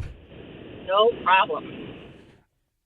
So no guys have been creeped out on. No. See, here's the thing with guys. Guys are like, okay, that was fun. Right. I need that. I've had my butt grabbed too because I've worked in a lot of bars. Doing alcohol promotions, and they just think it's fair game. Like we're not there to entertain you. We're there to promote a product. And, right. But they think plus they're drinking, so you're serving one. Yeah. It's Yeah. Well, the boundaries go away. It's like the guys who send the pictures of their wieners. Right. It's like no one wants that. Yeah. Unless it's requested. By request only. Yes. By request only. Exactly right. Like, what did they think? Like, oh, wow, hi. Because if they got it from us, then they'd be happy. So they think if they did the same thing, we would be happy, but we're not. But I think the guys who send those pics are pretty gifted. Right. Because you don't send a picture of that. I think what you're saying when you send a picture of your wiener is check out all of this. You could have all of this. This is in store for you. Look at what I got. It's supposed to be a compliment, like, I'm thinking of you. Look at this. This means I want you. The snow's really high out there today. Yeah. But really what it's saying is, I will put this anywhere, really. Like, Yeah, I don't even need right? Doesn't it? I'll use this myself if I had to. I'll use myself if I had to. No one thinks that. I'll put it anywhere. Right. I'm versatile. I think it means I'm gearing to go and I'm thinking of you. That's what I think. I'm gearing when to I go. get a DP. Yeah. Dick pic, sorry. DP. Yeah, no, that's what I think. No, I'm telling you. That means I will generally put this anywhere because I'm sending it out. Right. You know. No, that's it's ready. Yeah. Yeah, right. Yeah. Yeah. But yeah, I guess no weirdo. Anyone who sends a DP Yeah. out, Yeah. if all right, just say you reject it. Yeah. But somebody, walks by him and says, "Hey, you want to do it?"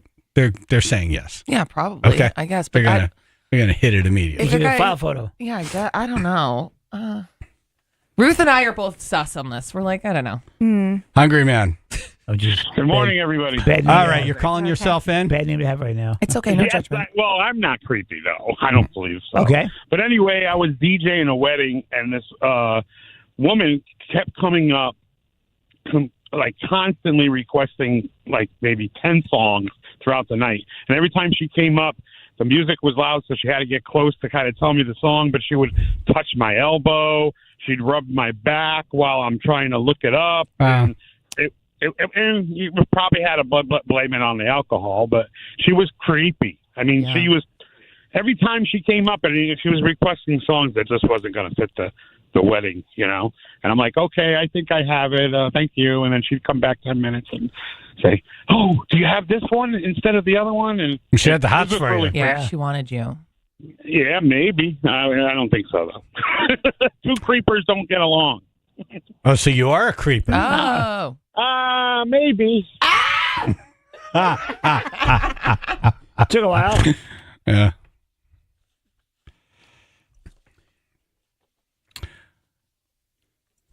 I don't know. I kind of like going with this one and ditching what I had here. I'm curious. Yeah. Well, if you've been, if you've had an encounter with a creepy person, 203-882-9757. And guys, you should call in because these women could be creepy. Exactly. 203-882-9757.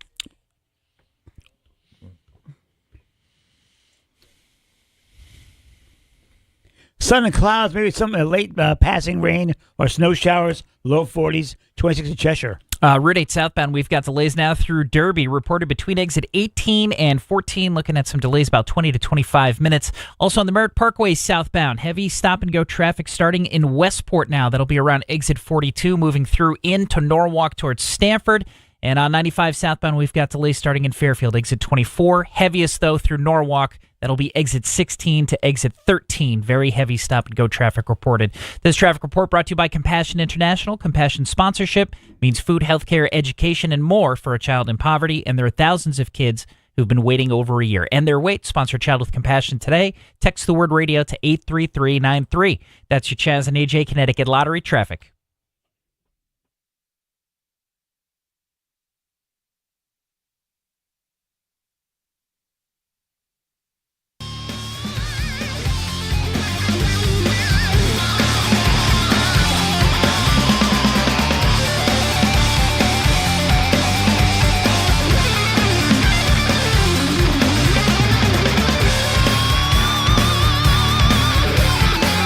All right, Frank Pepe's Pizzeria. Yum. It was nice of Kevin to come in on Friday. Yeah. Bring a 6-pack of pizza. So amazing.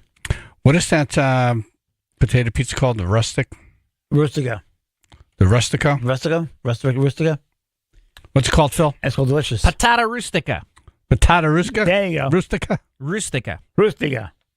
Oh, my God. That was bananas. It's delicious, though. That was the best potato pizza I've ever had in my life. Oh, and we've got some good ones in New Haven. Yeah.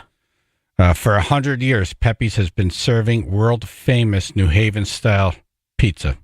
A beats. There's nothing like it anywhere. Crispy, chewy, charred, crushed crust. Oh, my God. It really is the best. That's the crust I'll eat. Yeah. It's worth it. Exactly. It's a piece of art. What are you waiting for? Celebrate 100 years of a beats with Frank Pepe's Pizzeria. Pepe's Pizza. Go to pepespizzeria.com for a location near you. pepespizzeria.com.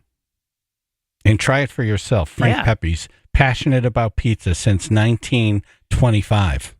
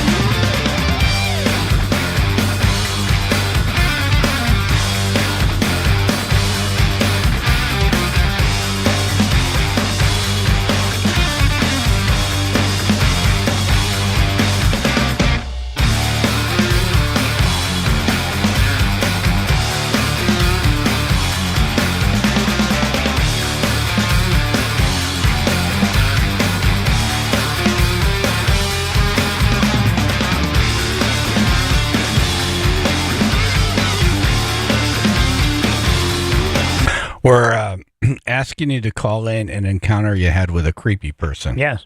203-882-9757. Nick in Oakville. Hey, good morning, everyone. Morning. So I'm a letter carrier, and I've had coworkers and customers be very inappropriate with me. It's the uniform. Wow. The uniform. Drives them nuts. A man in a uniform. With stripes. With a big sack. Yep. So you want to give us an example?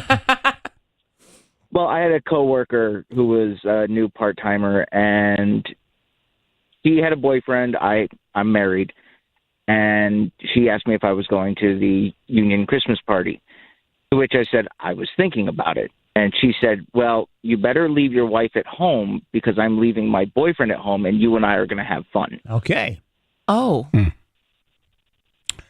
So we're going to practice delivering the mail. Exactly. You'll be the mailbox. I'll be the stamp. I'm going to really stuff I'll that be box. the package. Wow. Yeah, I ended up avoiding that Christmas party. Yeah. Oh, no overnight? Yeah, probably a good move. Wow. And you don't tell the wife that, right? Oh, no, I tell my wife everything. She knew all about it. Okay. I'm the same with Jennifer. I tell her everything. Yeah. So, and then I've had customers, occasionally during the summer months, I'll roll up my sleeves and even out the tan a little bit. Give them the guns. And and one lady decided to say, oh, sun's out, guns out. And I said, oh, yeah. And she started rubbing her chest, and she goes, I'm here for it. Ew. At first I thought that's not bad, and then I was like, okay, right, yep. So just a couple instances. There's just so more, I have a visualization. Was she someone that I would like see in a movie and be like rubbing her breasts, saying, "I'm here for it"? Is it one of those scenes? Probably, yeah. Wow, really? Okay, pretty cool. Wow. Yeah. It's not cool.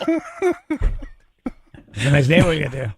See, guys are wired differently. I know. I'm like getting all the repressed memories of the horrifying things that happened to me, and you're like, oh, really? Nice. Yeah. Right, some action. Yeah. That sounds pretty cool. Red. No, it's like that scene of the Cool Hand Luke when she's washing the car. Yes. And all the prisoners are watching her wash the car. Yep, best scene ever. You'll look it up during the commercial break. Okay. That one wasn't an accident, though. She knew what she was doing. She knew what she was doing. Yeah. All right. Thank you, Nick. No problem. All right. Sal, we're going to get to you in a second. My wife's on the phone. Hello. Hi. Good morning, you little bucket of weirdos. It's them. No. That's us. You talking to me and AJ?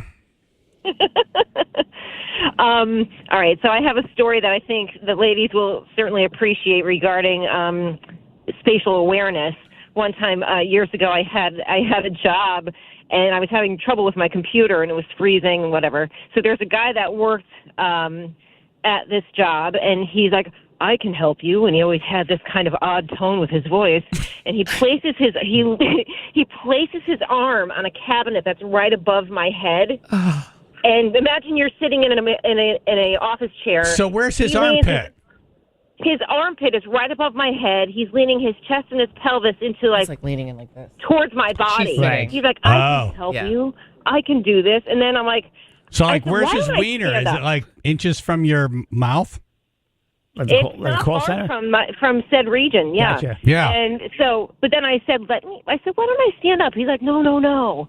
And then afterwards, there was some, I'm trying to be non-specific, equipment that he has to clean, and he just kept rubbing the equipment and then just staring at me and not leaving my gaze. I'm like, and I looked at him, and I'm like, what equipment? What do you mean? Chaz, I can't be specific. I'm sorry. Right. You can use. What is it? Computer equipment or his equipment? Oh no, not his equipment. No. I was not clear on that either. Some guy diagnostic equipment. So wait, he had something in his hand and he's cleaning it as if he's cleaning something else? Yes, exactly. Okay. It was so creepy. Right. Yes. And like looking right into your eyes. Yes. So then he kept staring at me, like, when people give that like Come have a look. Stare. Yeah, that like they're stare. yeah, like the dog when he's on the back of another dog. tongue out. And like I said, I just stared at him, and I'm like, what? Like, stop! Don't look at me like that. That's really enough. Yeah. I'm not going to sit there and tolerate it. It's like, stop the madness and keep your armpit and your appendages away from me. Thank you. Your equipment. That's what I heard from you last night.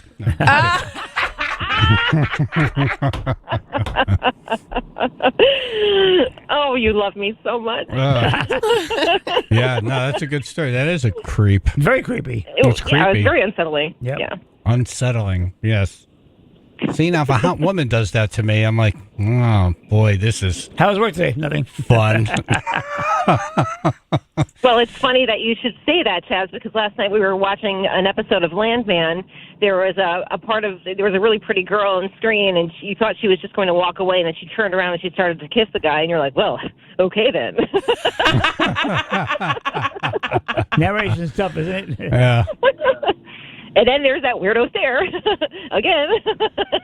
All right, goodbye. Okay, love you, bye. Love you, bye. Love you, bye. Call in your encounter with a creepy person. Let's just keep this going. Let's keep it going. Keep going. It started with a story in Dumbass News about a serial butt slapper on the loose in Denver. And then why not localize the story? Yeah. 203-882-9757.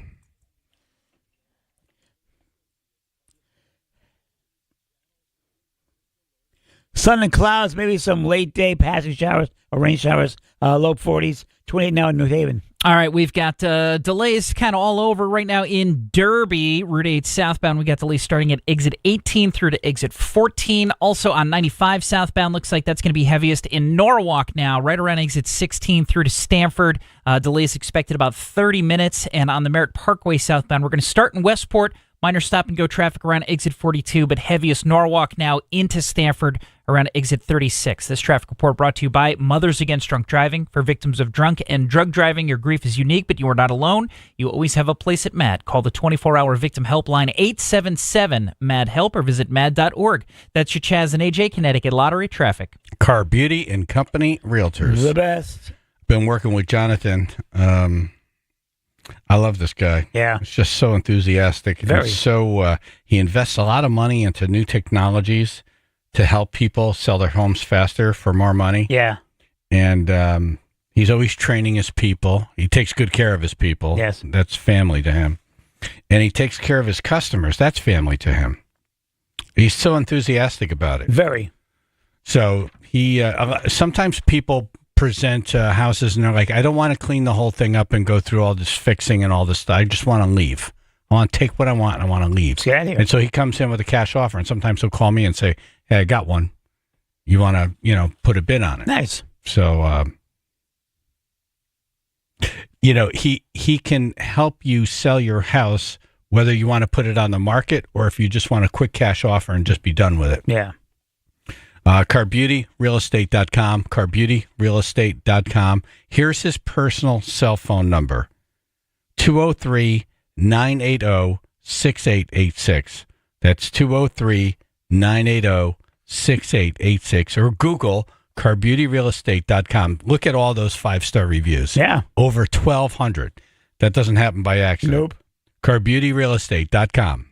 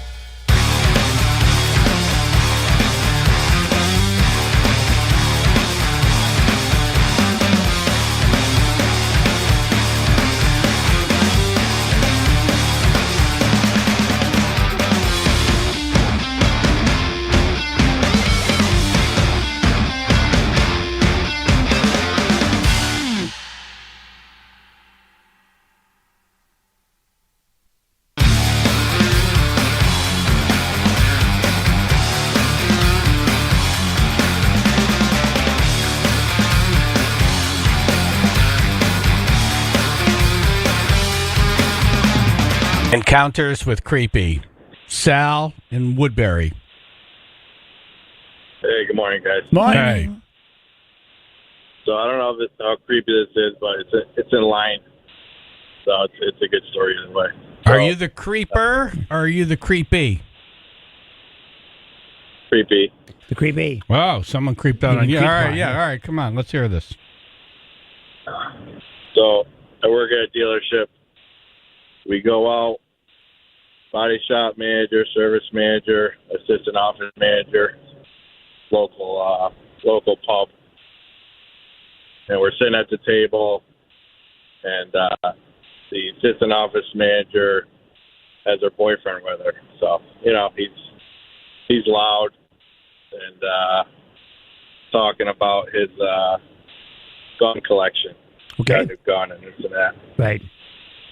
So we're all sitting there, and then all of a sudden, I feel like a nice rub on the inner thigh with the assistant office manager sitting next to me.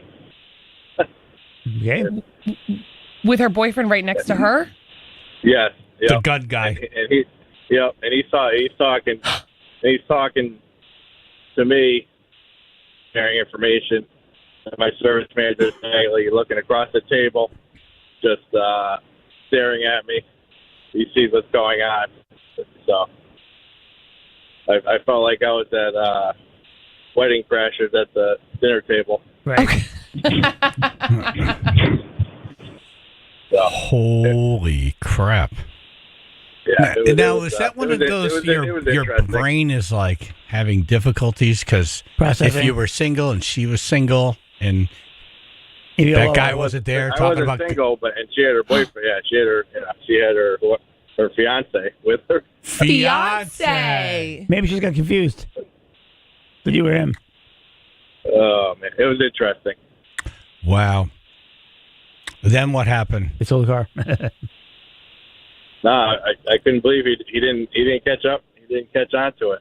It was. Did you ever call her out on it, or did you guys address it? No, nope. Huh. You just don't sit next to her anymore. Right. Exactly. Right. You get a little space. Right. You just avoid her at work. That's all. Yeah. Oh my Yeah. God. Keep it nice and tight together. Holy cow. Now, if That things were different, if you were single, she was single, and you didn't work together. Nah, she was piggish. Gotcha. Okay. So Can I tell you? No love connection. Based on our small sample of the female audience there, you just lost them all with that. They were sympathizing with you, thought you were such a nice guy. As soon as you said that, boom, piggish. Boom. I saw the test audience completely just turn on you. Just banned. Yeah. You asked. So. Yeah. I did ask. Hey. I did ask. I didn't say compare her to an animal. No. But yes. Yeah, Yes, no, I that's did okay. It just brought back repressed trauma. So. Gotcha. She's over it, though. She's over it. Ruth just called you a dick? No, Wow. I said, look what you did. Oh. I was going to say dick. I thought she said, what a dick. I'm like, Ruth was mean? Oh, my God. Oh, my God.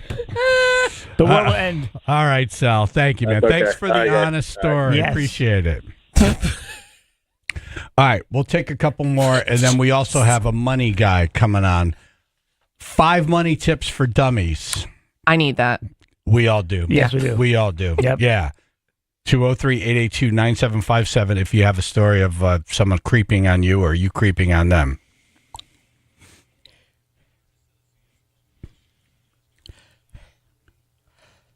Sun and clouds, maybe some late day passing rain or snow showers, low 40s, 26 now Wallingford. All right, heaviest delays right now, 95 southbound through Norwalk, going to start around exit 16, going all the way through into Stanford, looking at least 25 to 30 minutes delays there. On the Merritt Parkway, it's going to start in Westport around exit 42, but the heaviest stretch of traffic is actually Norwalk into Stanford, about exit 40 to exit 36. This traffic report brought to you by American Kennel Club. Want to spend your whole day with wall-to-wall dogs? Then don't miss AKC Meets the Breeds in New York City, January 25th and January 26th at the Jacob K. Javits Convention Center. Get your tickets now for the best weekend ever. That's your Chaz and AJ Connecticut Lottery traffic. All right, Griffin House. Griffin! It's January. Yep. New year, new you. And Griffin Hospital Bariatrics.com. That website could save your life and change everything. We've all tried to lose weight, and you slide, you start off strong and then you slide back. Right, it happens. I got to tell you, 80% of weight loss resolutions fail by February. It's just lack of support and unsustainable plans. Right.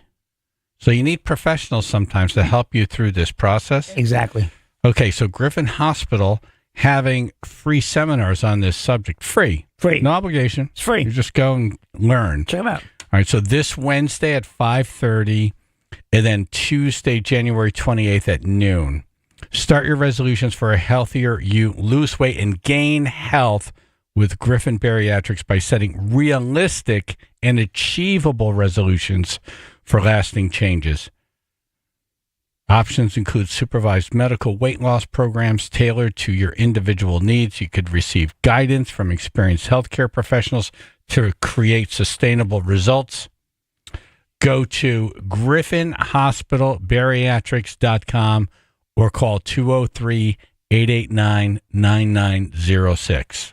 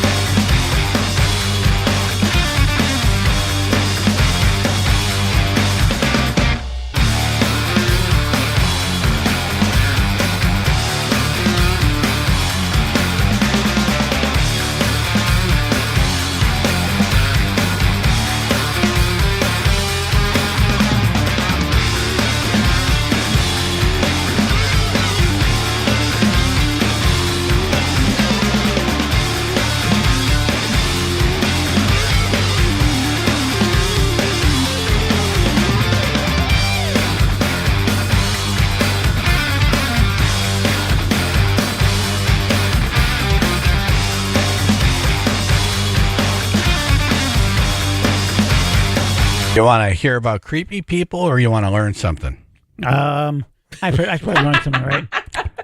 I know what you want to do. Yes. We're going to make you learn something. Okay, fine. We're going to start with learning, and then we're going to go back to the phones here with creepy encounters. Okay, that's fair enough. All right, top 5 money tips for dummies. Let's bring on Jake Dozer, financial advisor with Johnson Brunetti. Good morning. Good morning. How are you? Good, thanks. All right, if we could only do one thing this year, fix our finances, what would it be? I'm going to take notes. Number one, you got to create a budget. If you don't know where your money's going, it's going to be really hard to correct any mistakes that you're making along the way. Okay. I have to tell you, I 100% agree with you. I did something as we were getting to the end of 2024. I went through all of my bank statements and I saw all of like when we went out to eat. Uh-huh. And it's astronomical. Yeah. How much money I spend going out to eat. You must be looking at my budget. I think we all fall victim to this, but at least knowing where your money's going is the first step to correcting those bad behaviors, and that's especially poignant going into a new year.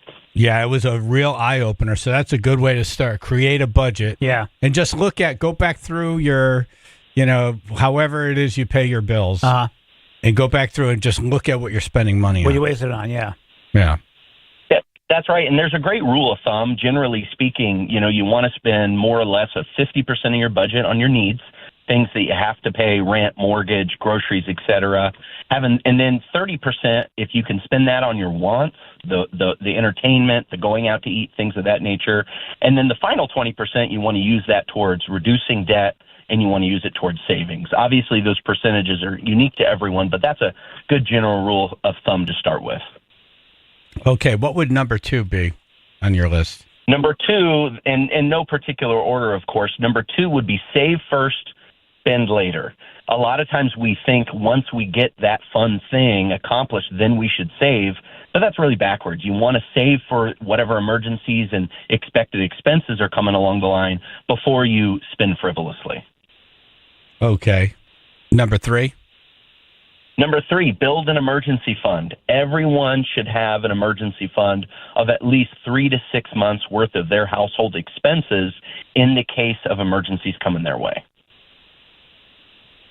I'm just writing this down. Emergency fund. Me too. 3 to 6 months. Right. Okay. And obviously, every person's situation is different. If there's multiple incomes in the household, having a less of emergency fund might not be necessary to have a huge emergency fund. Whereas if there's only one income coming into a house, well, then an emergency fund is going to be that much more important to have, more robust. All this stuff is great if you're starting at zero, but let's just say you have 5-figure debt on the credit card. You're paying 18%. Right. You go after that before you go after putting together emergency fund, correct? Well, there's a combination of it. Generally speaking, to your point, there's good debt and bad debt. That debt where you're paying 5, 6, 7, 10, 18%, well, that needs to be high on the priority list because you're never going to be able to dig out of any hole until you address it first. And we call it and then obviously low interest debt, maybe a mortgage at 3%. Well, that certainly doesn't need extra payments towards it before you have tackled credit card debt. But you do need to, in tandem, be building a savings account, because one of the challenges is that if you only address debt and then you never have a savings account, the next emergency that comes, you're going right back into debt. Right. So it's a proactive and a reactive decisions that you have to make there. You don't live in Connecticut, do you? I sure do. You do? Wow. I do indeed. So I know how difficult it is. Okay. All right, then. Your credibility just went up. Get us. All right. What's number 4? Number 4, start investing early. There is a magical spell that happens in the financial world, and that is compound interest. It's where your interest is building interest. And so the sooner you start, even with small amounts, the better it is, whether it be saving into a high-yield savings account and or investing in an IRA, a 401k, whatever it may be. Invest early, invest often, and start as soon as possible to reap the benefits of compound interest. I've said this many times on the air. I was lucky enough. When I was 18 years old, I worked in an office full of guys, and I think the oldest guy was like 25 years old. It was just a bunch of kids in an office. Yeah. And the manager came in, and he had us do this, kind of like a questionnaire, and it was, you rate things on a scale of importance, 1 to 10. Yeah. And we're all very young, and we had to rate the question, how important is retirement funds? And we all rated it like 1. Our big goal was like, where are we going to go and have some drinks this Friday? Right. And they did this whole 20 minutes about how important it was to start saving. And I started a 401k then, and what a game changer that was when you start at 18. And I tell any young person that I can tell that it's so important to start a 401k immediately, the second that you can start it. And AJ's falling asleep. No. You literally closed your eyes. No. That's the video right there. I was shifting. Yeah, okay. I was shifting. Yeah. All right, what's number 5? Number 5, last but not least, set financial goals. A lot of times we go in to our finances and we sort of have these short-term goals, which are great, but once those short-term goals are accomplished, what do we have left to aim for?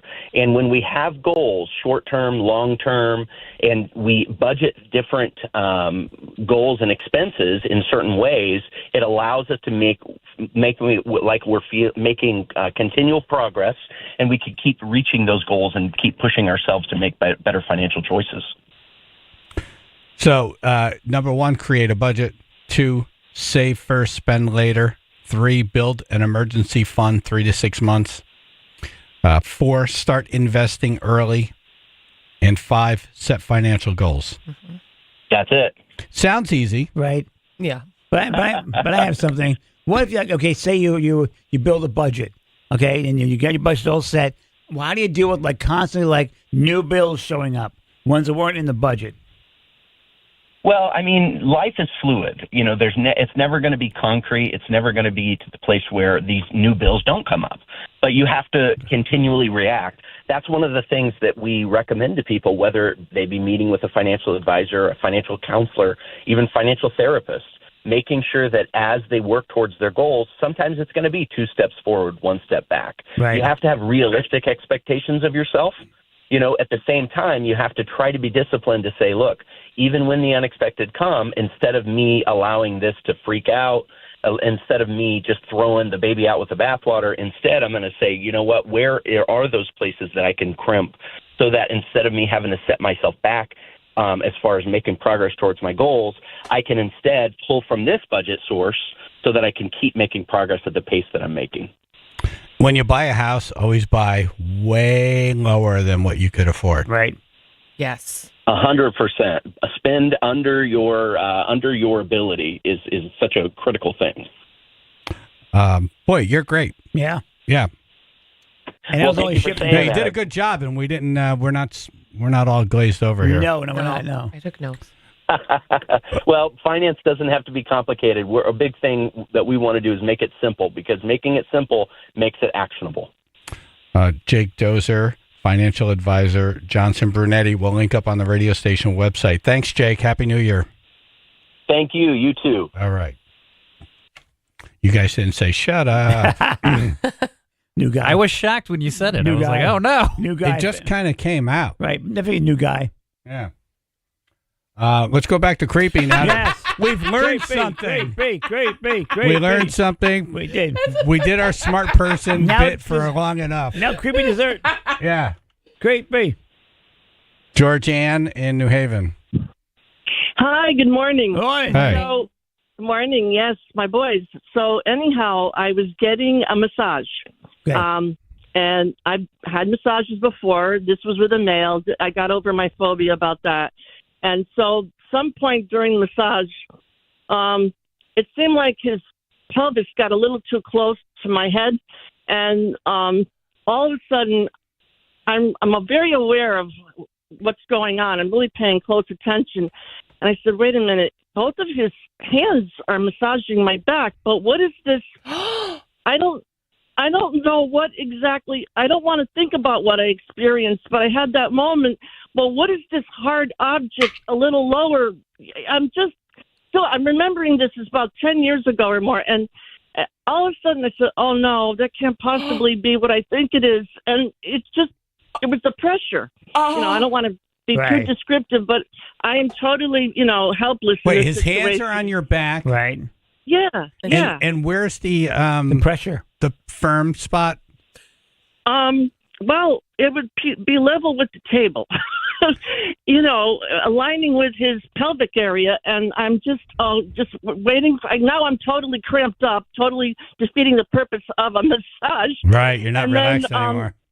No. And then when it came time to pay for the massage, I believe the proprietor was his mother, and so she said, she said, "You're not going to buy a subscription?" Because I'd gotten a Groupon. And so she said, "You're not going to buy a subscription or a membership?" I said, I got to think about it. Right. Yeah. Wasn't that good? I had a Groupon. All I can say, very good. That was excellent. All I can say is the jury's still out. I don't want to know. I don't want to know. So I just want to add one more thing. AJ, all these years you've been boosting our immune systems. It's our turn to boost yours back. Okay, buddy? Thank you. Okay. That's Thank beautiful. You. All right. Thank you, Georgianne. Bye. All right. You're welcome. Bye-bye. Bye. Dave in Bridgeport. Good morning. Good morning. Hey. How are you? Were you the creeper or the creepy? Are you the Groupon? I was the creep. I was the creepy. Okay. And you'll find this pretty funny. Okay. We'll see. I'm a retired police officer. Thank you. You're welcome. I was on a medical call somewhere on the east side of Bridgeport, and it was just basically an old man in a wheelchair with a caretaker. He had to go to the hospital, so I was taking a report from the caretaker, young blonde. The guys and the medics are taking him downstairs, and the young girl, as I'm getting the information, lifts up her sundress, starts playing with herself, winking at me, and like nodding her head, like, "Come with me to the other room." Okay, no, okay, I'm finished. So I go downstairs.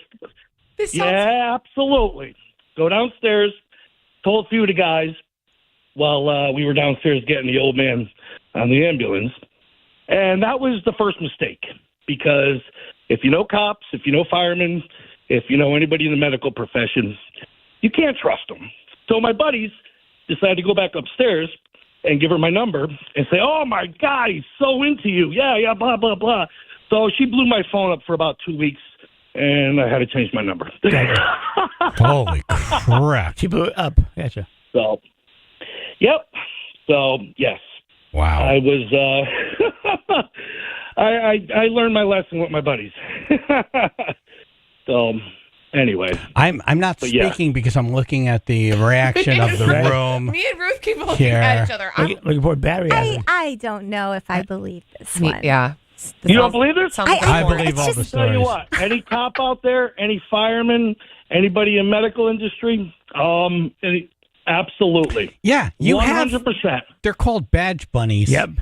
There are women who just love cops. Love cops. No, I'm not doubting that, but she just started playing. Pleasure, yeah. Yeah. That's where I'm like, during a conversation. 100%. 100%. Okay. I'm You're not right. calling you a liar. It just seems. You did call me a liar. You did. She insinuated. I said, 100%. I'm not sure. Right. Listen, Yeah. I was driving home from the current job I have, and I was hesitant to call because I'm like, nah, you know what?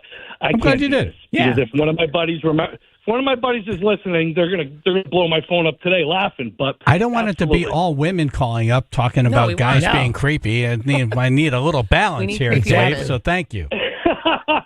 Well, I wasn't the creeper. You were the creepy. The creepy. I was the creepy. All right, thank you, Dave. Yeah, absolutely. Take care, guys. All right. Lisa in Wallingford. Hi. Good morning. Good morning. I was out at a concert at like Stella Blue on Crown Street in New Haven. My friends and I, we walk outside. It's warm, so I have like a sleeveless shirt on. Okay. This random guy walks up and goes, "Girl, you look tasty," and bites my shoulder. Ooh. Like badly or like blood or? No, thank God. But I was in total shock. I was not expecting this at all. My friend, we were both like, we're looking at each other going, what just happened? And then all of a sudden she goes, "Oh my God, we have to wash you. We have to like figure out if you're okay." Like, did it break the Yeah, I want a rabies right, shot. rabies. Did we break skin here? What's going on? Nah, you need to find a guy and kick him and say, "Look ballsy." Boom. Yeah, that's Because he just assault. ran away. And we were like, oh my God, what just happened? You're in total shock. Yeah, Like, you don't expect that. Huh. Yeah, it was wild. Now, was he hot? No. Oh, okay. If he was, that makes it better, though, doesn't it? I don't know. It was still. If you're going to be bit by some random stranger on the street, do you want it to look like Jason from Friday the 13th, or do you want it to look like I don't know? Name your hot Jason Momoa. Yeah, do you want it Jason Voorhees or Jason Momoa? Which Jason do you want? I did not want the one that bit me. I did not want to be bit. I got you. Totally random. And I have another weird one, but this is to a guy, friends of ours, the couple. She sends him out to the dollar store in Cheshire, goes out, grabs some random party stuff they were having. This man is kind of looking at him, and he finally goes, hey, those are really nice shoes. And he's like, oh, thanks. He's like, oh, they comfortable, whatever. And he's like, oh, where'd you get them? Blah, blah, blah, talking to him. And then he finally goes, I know, I'm sorry. Would you mind taking it off and letting me just look at the inside to see the make or whatever? And he goes, okay. He's like a little creeped out. The guy goes, takes a giant whiff and drops it and runs out the store and goes, I'm sorry, I couldn't help myself. Wow. I thought the shoes were stolen or something like that. I didn't see that coming at all. Like, that was just this truly happened. Wow. It really happened. Oh, I believe it. We've had a lot of stories like that, and I saw AJ kind of do something similar to that. To a dude? We'll allow it. No, not to a dude. Okay, good. Yeah. Yeah, no, it was a dude to a dude. It was a guy to a guy. Oh, so. I missed that. Yes. That's my little horror. Oh, I missed it. Oh, I missed that. Okay. It was a husband who had to go to the dollar store. Yeah. Okay. All right, Lisa, thank you. Thanks. All right, bye. Oh, that was extra creepy. Seriously. So creepy, I want to end this right now. So we all had to watch one of the worst movies ever made, and we're going to review it. Yes. We watched Cats. Did any other tribe watch it? Because we posted it. No. But we got a guy who has a book out About cats. about horrible movies. Gotcha. Coming up. Chaz and AJ in the morning, 99.1 PLR.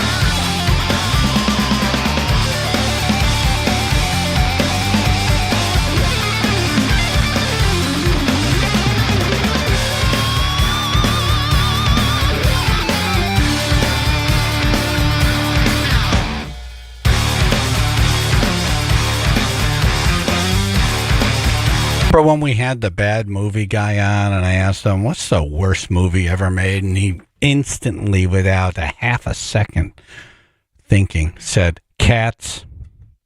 Yes. They're like, wow, that was fast. Right. Never thought. Just boom. Well, Cats. man, was he right. Seriously. Actually, it took too long. 99.1 PLR, Chaz and AJ in the morning. So we all watched Cats over the weekend. The movie. I need time back, by the way. Okay, but, was there anything that you liked about it? Actually, no, because they all moved creepy. The characters themselves were creepy. And I don't understand what the hell just happened. I have no idea what happened. I mean, it started and it ended. I'm just as confused as when it started, when it ended. Okay, I'm with you a little bit on this. It was too many songs. Way too not many enough songs. dialogue. It Right. was one song into another. Mm-hmm. There's no and dialogue. if you weren't following the lyrics, you're completely lost as to what was happening. Right. That movie could have been 15 to 20 minutes. Yes. And pretty good. Yeah. You And you have the cat being dumped in the alley. Right. And then, Me too, the cats. you have them explain that, hey, once a year we pick a cat and it goes on to another life. Yeah. That's it. Well, then there's kind of like a talent show to see who's going to get that. Right, who's got the goods? It's not like, hey, do good deeds. It's like one's tap dancing, Right. one's, But it's almost like American Idol. Yes. You gotta win your golden ticket out of here. Right. And then you could have had, it was a kind of a good moment at the end there with the Jennifer Hudson. Yes. And then away she goes in a balloon, like the end of the Wizard of Oz. Right. I'm like, this feels like the Wizard of Oz here. Right. You're going on, you're leaving Going to Hollywood. Oz The heaviside layer. in a balloon. In the blue. Yeah. At the Jellicoe Ball. Like who was Idris Elba's character? Who was that guy who kept on trying to take them? Oh, he wanted to go to the heaviside layer. So he was trying, was McCavity, I think was his name. The black What guy, was it? Yeah, McCavity? Idris Elba. Yeah. Uh-huh. Yeah. With the weird Who looked eyes. naked, by the way. Yeah. With the weird eyes. Yeah, I didn't notice Ended that. up on a statue at the end. I saw that he had weird eyes, but Yeah. I didn't see that he was naked. He looked kind of naked, yeah, to be honest with you.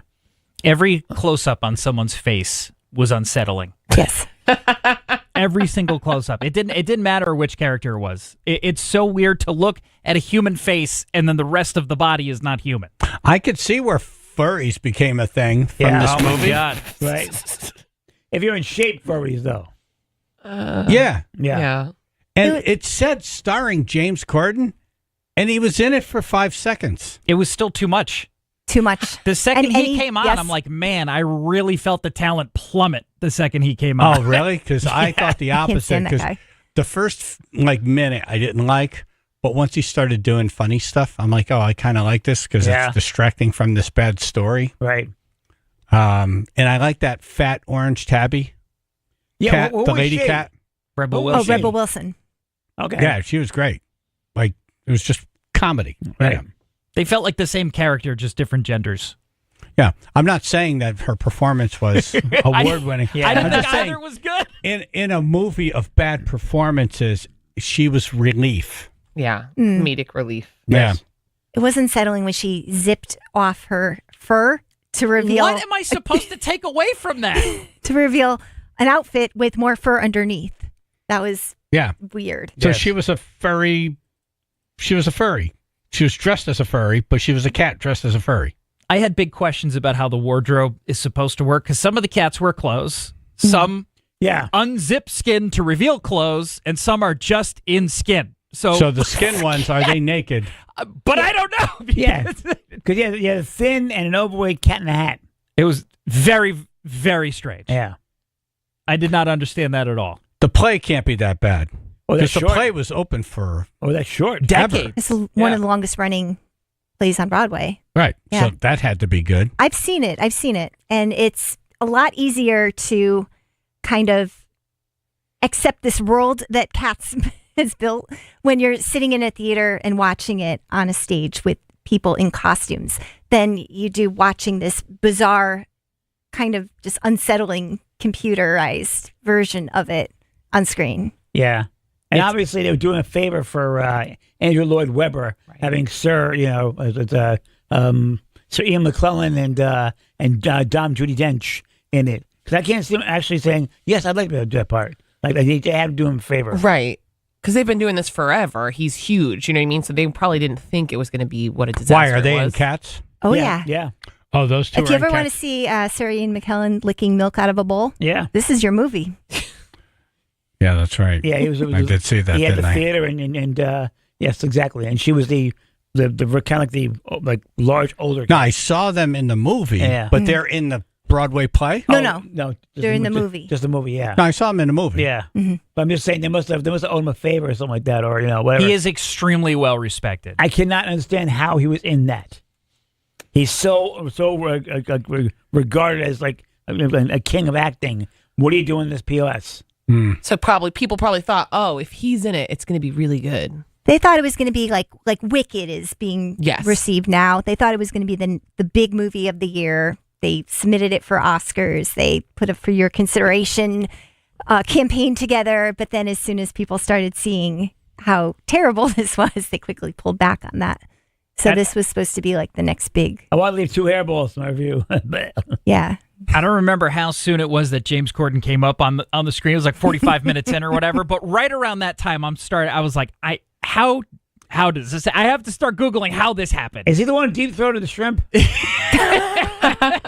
That was James Corden. That was him. Yeah.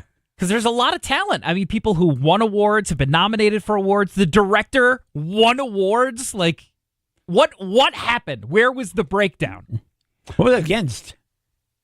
There's not a compelling story. You're never rooting for any of these cats to be. There's too many. The one. There's too many. There's a lot of characters, and there's so much singing. You don't get caught up in like, oh, this is real, right? Because you feel like this is not real. One of the things about Broadway is when you're watching a dance number, you see everyone dancing all at the same time live, and wow, this is something. Yeah. They've rehearsed a lot. When you're watching it on film, it's like, well, you could stop and you could take, and you're taking different angles. This is not. Don't show me dancing. Yeah. And there's I don't a need lot to see of it. tight shots of human feline cat butts in the first like 20 minutes. I'm like, there's so many butts already.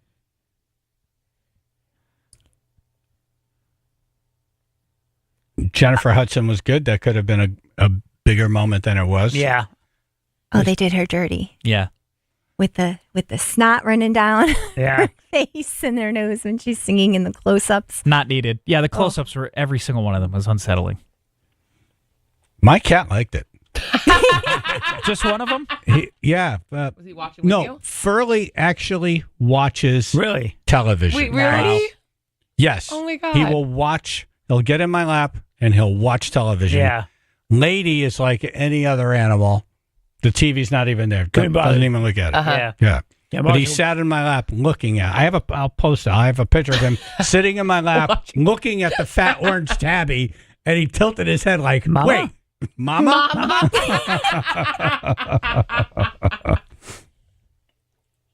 So we're all in agreement that is among the worst movies ever made. Oh, no doubt. Call in a bad movie you think we should review next time. Like just a horrible movie. 203-882-9757.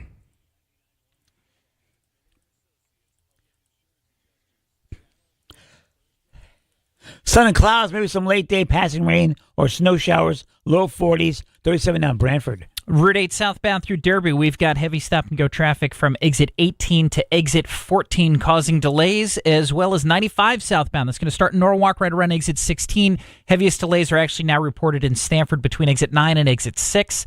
And on the Merritt Parkway, it's going to start in Fairfield, right around the Trumbull-Fairfield area. You're going to see some stop-and-go traffic, but also heaviest right now through Norwalk. That's exit 40 to 36 in Stamford. This traffic report brought to you by Compassion International. Compassion sponsorship means food, healthcare, education, and more for a child in poverty. And there are thousands of kids who've been waiting over a year and their wait. Sponsor a child with compassion today.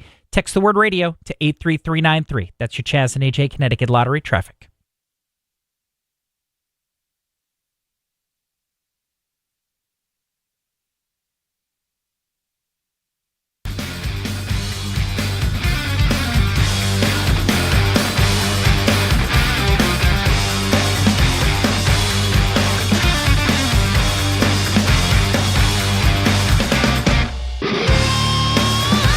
Hey, how you doing? Hey, how you doing? It's not normal. Pain caused by some chronic joint pain day after day, but some of you had to deal with it pain for so long it became like your new normal. Short-term fixes are not working. Make the decision now to say no. I'm not going to live with it. Get moving again 2025 with help from QC Kinetics. QC Kinetics is the nation's leader in regenerative medicine, your joint preservation, and you can revitalize your joints with advanced ortho biologic treatments from QC Kinetics. There's no steroids, no drugs, no surgery. It's the future of medicine using an array of natural solutions like PRP, which attacks the pain from your arthritis. Tens of thousands of people with pain discovered this, and you can do as well without that constant pain in your joints. You refresh your joints, get lasting relief with these amazing treatments. Call QC Kinetics for free consultation and deal with joint pain now so you can make it the most best part of the year. 860-440-PAIN, 860-440-PAIN, Avon, New Haven, Glastonbury, 860-440-PAIN.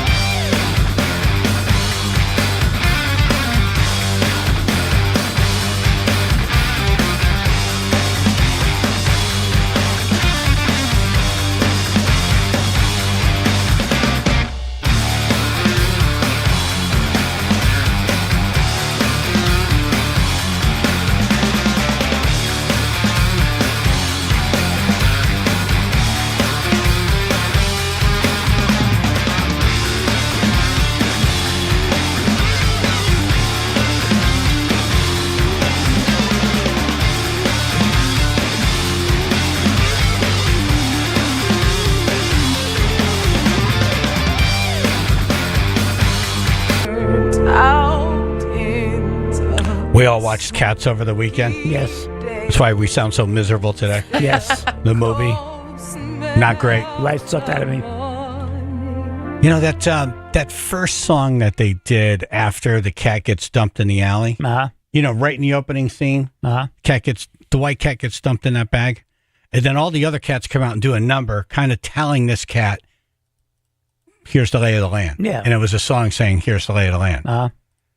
Now, what would have been funny is if they go through this whole song, like, here's the lay of the land, cat. Yeah. Song, dance, song. And then they get done, and like 2 minutes later, another cat gets dumped. It's like, oh, damn it, we got to. Then they do the same song over again. Every time. Yeah, and then this repeats. Now they're like, again. Let's wait. Song, dance, fan. Song, dance, fan. Let's wait like 15 minutes and do it again. Everybody back to your places. And they get madder each time they're doing the song, and the song's shorter. They're like, you get the point. We'll need different showings. And the new cats have to join in, but they don't know the words of the dance yet. Right. They're like, we just got here. I have no idea. Yeah, rehearsals, everything. All right, so we need another bad movie to review. I haven't watched it, but the new Joker, everyone says, was like the worst film ever with Joaquin Phoenix and Lady Gaga, which is crazy. Again, same thing, huge budget, all this stuff, and then people said they walked out. It's on HBO right now. I've been wanting to watch it just because of how bad I've heard it was. It's free on everything. Yeah. Everything. Giving it away. Yeah. Yeah. It's I didn't see it though, so I don't know how bad it was. I don't know if I have it in me to do another song and dance movie. Another musical. Like I need a break from song and dance. Need a dialogue movie. Oh. I knew that movie wasn't for me the first like 10 minutes.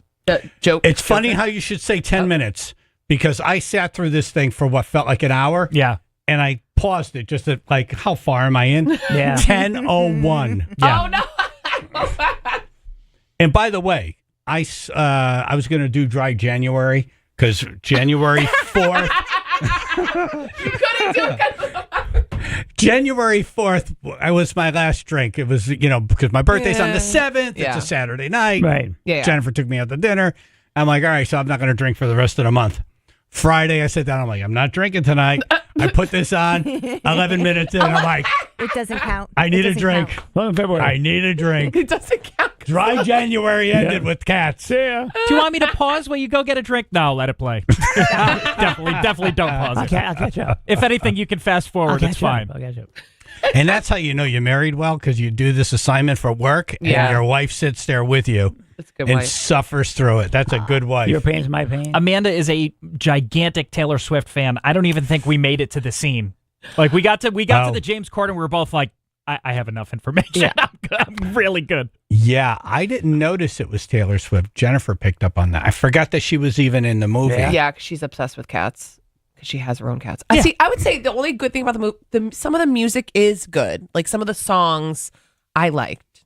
They blew it. Yeah. That's what happened. They Yes, had yeah. a great opportunity, and they blew it. Yeah. Creeped it out. Chris in North Branford. All-time worst movie on my list is Caddyshack 2. Caddyshack was such a classic with Rodney Dangerfield, Bill Murray, Chevy Chase, everyone else. Classic. But the second one with Jackie Mason was unnecessary. Absolutely sucked. Yep, unnecessary. When AJ says a comedy from that time period is unnecessary, it's bad. Dan Aykroyd, it was really bad. Like there's only parts I can remember from it. That's it. That's how bad it was. And they couldn't get the original cast back, huh? I think the original cast was busy, and realized what POS was, and one and done.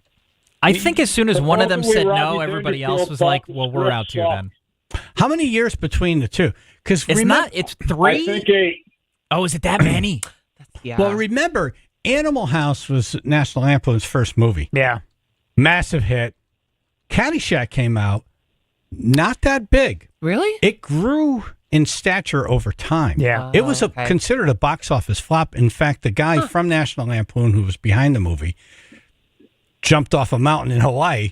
They don't know if he fell out of his sneakers or if he committed suicide because of the failure of Caddyshack. He never lived long enough to know that it turned out to be this great, beloved classic. Yeah. Chevy Chase is in Caddyshack too. Huh. Never saw it. I think he's like the I only. barely remember that. I think he's like the only one from the original movie. Because Roddy's not in it. No.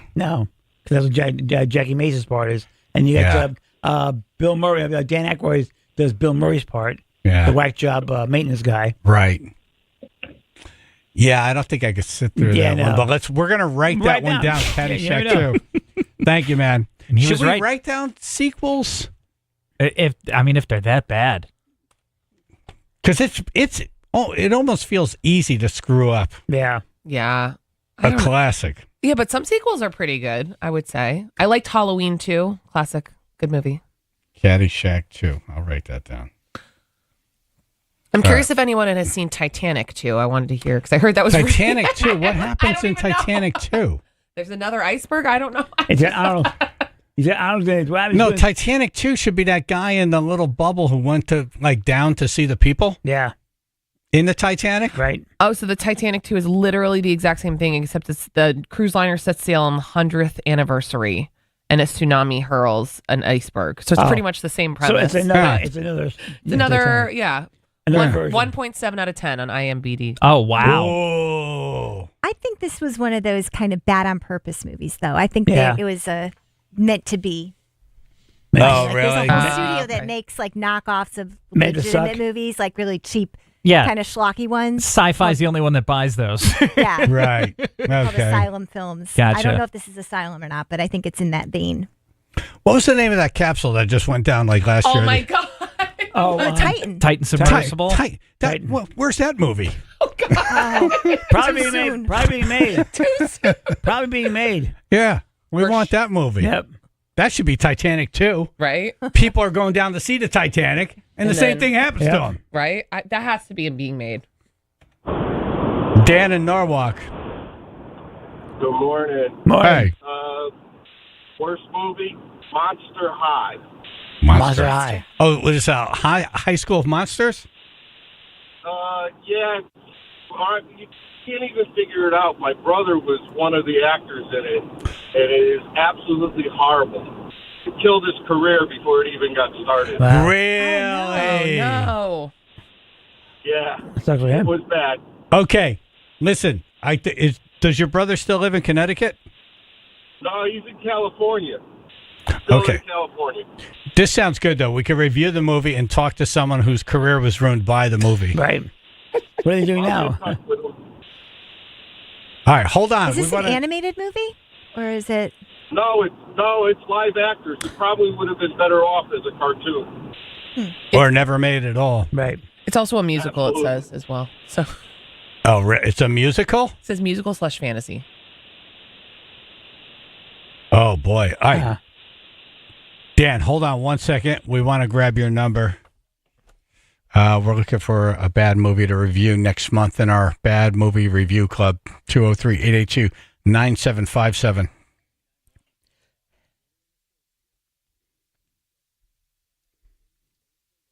Sun and clouds with some late day passing rain, snow showers, low 40s, 37 at West Haven. We have an accident now reported in Orange, 15 northbound between exit 56 and 57, right by the Orange Rest area. I don't have any details or how many vehicles are involved there, but it's very heavy stop-and-go traffic trying to get through that area. Right around exit 55 is where it starts to slow down. We're looking at delays of at least 30 minutes right now. This traffic report brought to you by Compassion International. Every day a child in poverty waits for a sponsor is another day of hopelessness. There are thousands of kids waiting over a year, and their wait. Sponsor a child with compassion today. Text the word radio to 83393. That's your Chaz and AJ Connecticut Lottery traffic. K&J Tree Service. Yay! A lot of people waiting until the spring to do the tree work. You know what's going to happen? The prices are going to be full. Yep. Full prices, and the companies are going to be busy. Yeah. Call K&J right now. They want to keep their crews busy, so they have really aggressively slashed their prices. Take advantage of K&J Tree Service's aggressive discounts. Whether you need tree trimming, removal, stump grinding, they are offering aggressive winter discounts for all services. Their certified arborists are ready to handle winter's toughest challenges with unmatched safety and efficiency. And that's something, when you're having a 60-foot tree, I don't even know how much they weigh. Right. One of those oaks taken down near your house. You don't want someone who kind of does it on the dabbles in side. it, yeah, no. They do this, but we also, I could do that. No, Yeah, no, thank you. No, have someone who's insured for all of this. Know what they're doing. Have the professionals do it. KJTreeService.com for immediate tree removal, prevention planning, and aggressive discounts. And by the way, just so you know, if it's the weekend and a storm comes in and a tree falls, don't wait until Monday. You can call them and they'll come right out. Yeah. Like they're an emergency service. So if you have an emergency tree go down, they'll come right out. Don't wait for business hours with them. They want to take care of you immediately. KJTreeService.com. That's KJTreeService.com.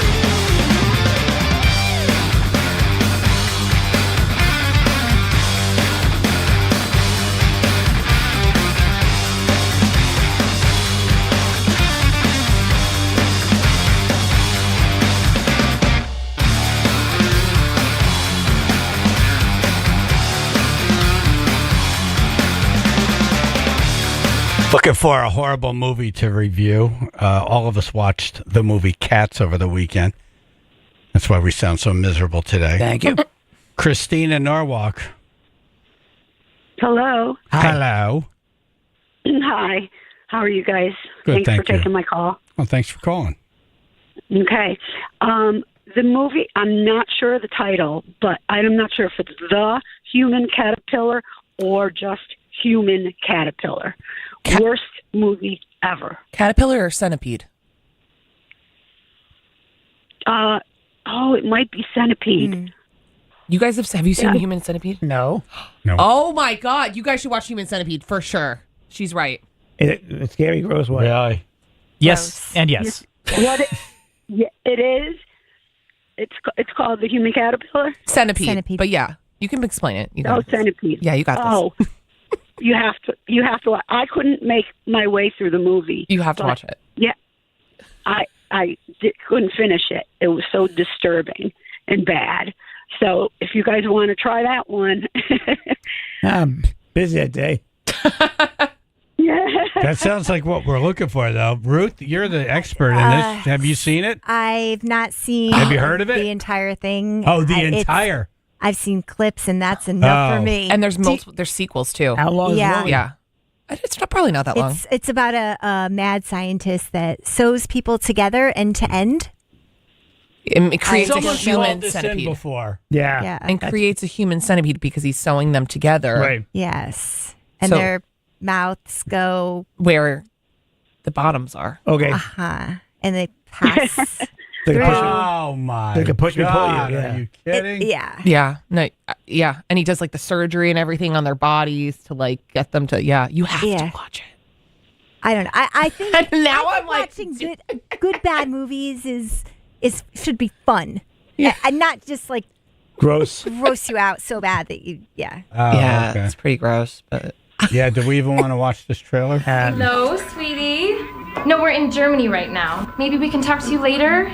All right, we miss you. Bye, Amy. Bye, sweetie. I think we're supposed to turn. I thought you. They're out in the woods. Two girls in a car in the woods. Oh my gosh. Flat tire. What was that? Okay, they're dead. I think even worse, they're not dead. Yeah, they mocked it on South Park too. You should. Wish they were dead. Really? So yeah, I feel like it's a cultural phenomenon. Wish It they was a were big dead. thing. You know what happened?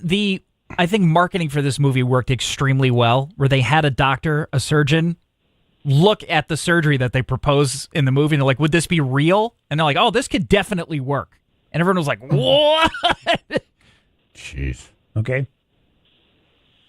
Oh, Janice from Trumbull has something on this human centipede. Janice? Yes, unfortunately I do. There's actually 3 of them, and they get progressively worse. My husband is notorious for watching terrible movies, so he's like, oh, we got to try this human centipede, and we watched it, and it was like, oh, my God. It's that movie where, you feel very unsettled afterwards. Like, you don't know what, you're not even just grossed out. You're just like, what did I just witness? And then you're just like, well, all right, what's the second one like? I don't know. We must have been really bored that weekend. It was before we had kids. And yeah, it is it's an experience. It seems like that should be on our list to watch. Right. I think it's If not as it next, but it should be on our list. At some point, yes. Yes. Yeah. At some point, yes. the one with the jail. I think that's the third one. And yeah. I'm not getting that deep into it. I saw the second one too, but I never got to the. Now I'm like, You I'm gonna- saw the. Yeah, You saw yeah. 1 and 2. Yeah. Wow. Oh my God. Oh yeah, go for 3. 3, yeah. Unreal. They dare you. Do the hat trick. Wow. Okay. Thank you, Janice. Yep. Goodbye. Bye. That's a good wife right there. Her husband's into it, and she sits there and watches him with him. Suffers. Yep. Sometimes watching bad movies for fun is fun. It is fun to watch. Sometimes I feel like But bad. you can hear she's still affected from much. It's so very unsettling. I don't know how She to didn't feel. say it was fun. She said it's an experience. It's That an means it's awful. Right. Speaking of unsettling, how one of the country's most notorious serial killers got himself caught. Coming up in news.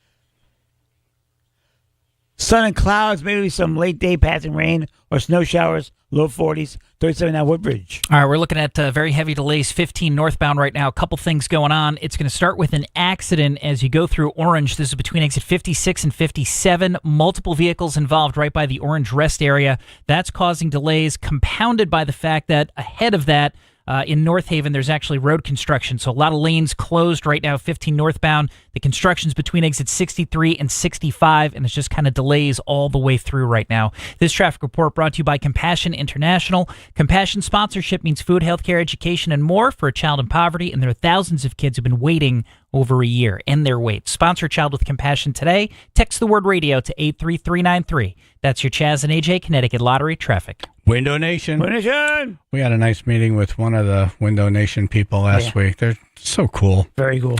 And all local. They're all from around here. And they're doing this end of the year sale, which is the end of the year. Hold on. I must have the wrong copy. No. AJ, talk about what you like about Window Nation. I love about the windows. Well, first of all, the windows are made here in Connecticut. They actually make the windows the size of the hole in your house. That's right. It's not like one size fits all.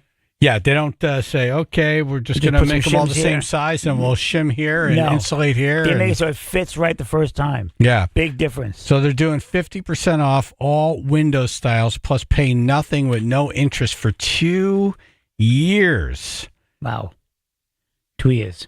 Test drive your windows. Open each one. Does it open correctly? Does it stay open? Is it hard to open? Do you see condensation or leaks? Are you feeling a draft? I mean, just the heating and propane and electricity rates are not going to go down here in Connecticut. So the one thing you could do to fight it off is get good windows. 50% off all styles of windows, plus pay nothing with no interest for 2 years. 866-90-NATION. That's 866-90-NATION. Or windownation.com. That's windownation.com. Tell them Chaz and AJ sent you.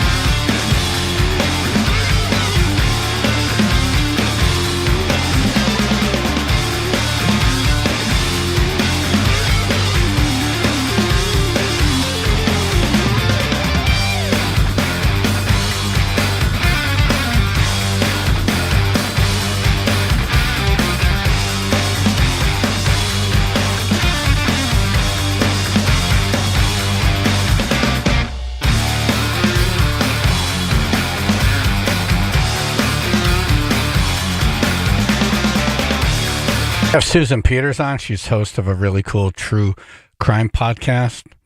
And in this particular one, she's talking about BTK. Have you heard about the serial killer BTK? Yes.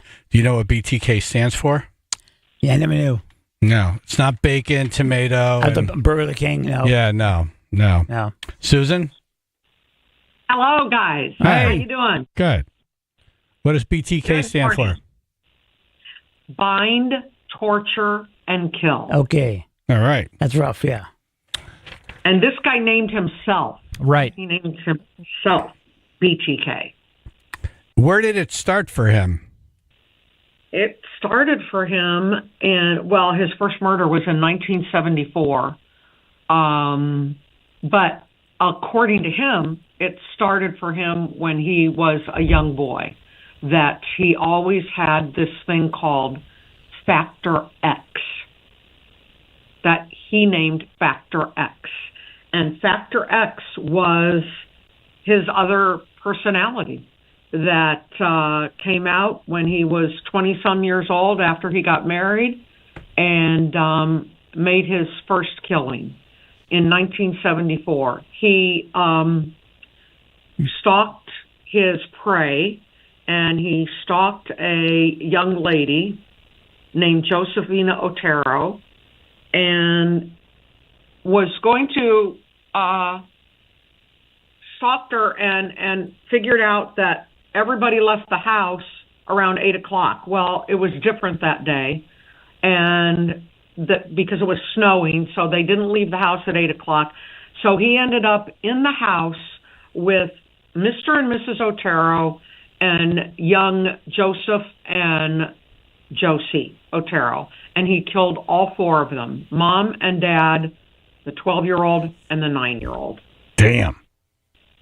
And that's how it started for him in 1974. And nobody knew that this was the beginnings of a serial killer. Nobody knew. And so it continued into the 70s. There were more killings.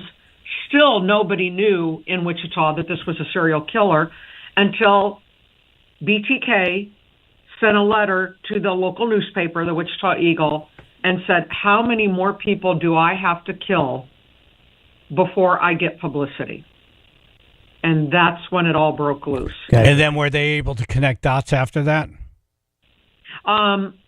His last killing that they knew of was in 1979. And then he disappeared. He disappeared because after each killing, he would make a communication with KAKE-TV, which is the station I worked for. I didn't work there in the 70s, but KAKE-TV or the Wichita Eagle or some media outlet, okay? So he would make a communication. Well, after 1979, his last killing, he disappeared. He never made any more communications. He was never caught in the 70s, despite the fact there was a task force. I mean, there was a concerted effort to catch this guy. Never caught him. He disappeared. Everybody thought he was dead or in prison. Right. When I got here to the CBS affiliate in the mid-'80s, he was a legend. Everybody said, okay, he's either dead or in prison. He hasn't killed since 1979. How many people did he kill between 74 and 79? 7. All right, so 4 on day one. Right. And then 3 4 more. on day one, and then 3 after that. And he claimed responsibility for all 7 of them. And then he disappeared. And all through, he was having children at this point. So he had 2 kids, got married, had a job. So wild. So he was, busy doing other things, I guess. But he always had these fantasies. All these years he had these fantasies. Well, little did we know that in 1985 he killed Vicki Wegerle.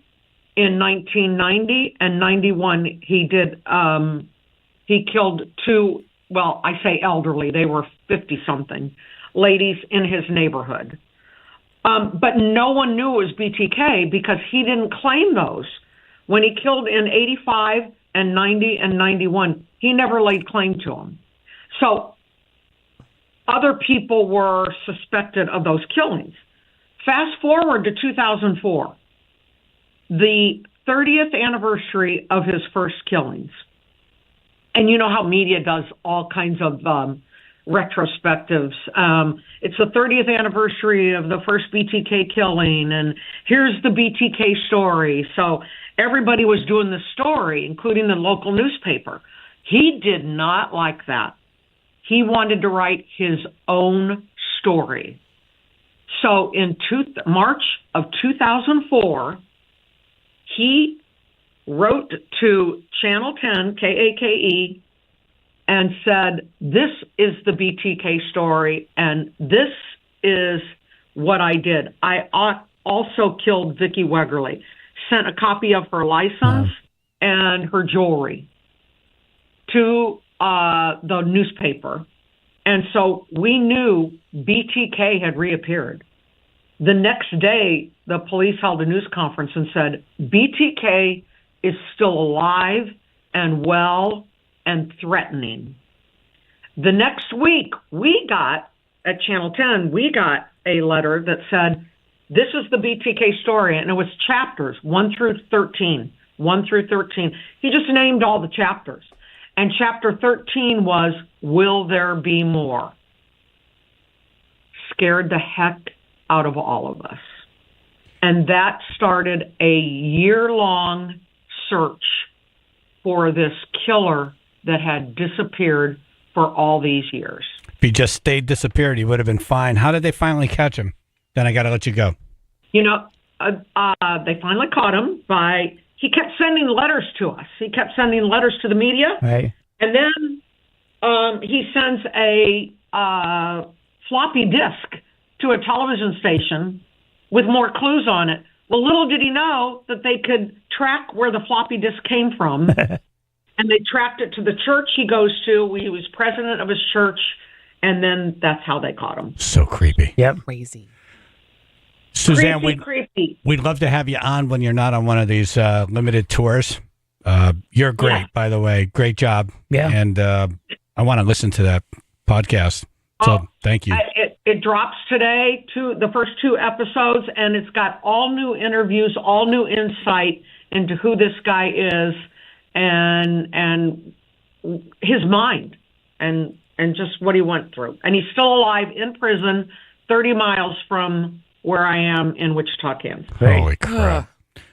Suzanne Peters, host of True Crime Podcast Monster BTK, dropping today. Thank you. Thank you. Have a good one. All right, you too. I could talk to her all day. BTK. Well, the crazy thing is if you're right, if he didn't, want to shine again and was sending all that stuff. If he didn't need the attention. He could have gotten away with it. Yeah. It's because of technology now. They were able, which I think is insane. That's crazy. It's amazing. He was married. His wife had no idea. Well, he was sitting there seeing retrospect stories like, that's not, no. Right. You're making me look bad. Right, for God's sake. I'm not bad. No. Yeah. Here's the story. And then now in jail forever. Imagine if he didn't go to jail, then he was still around, and then the show X Factor came on. Oh, my God. And he came on. He's like, oh, I have Factor X. Right. Oh, God. Okay, so what's your talent? I kill people. I reveal things. Yeah, right. Excellent, folks. Yeah, he got away with it for a long time. Wow. Jeez.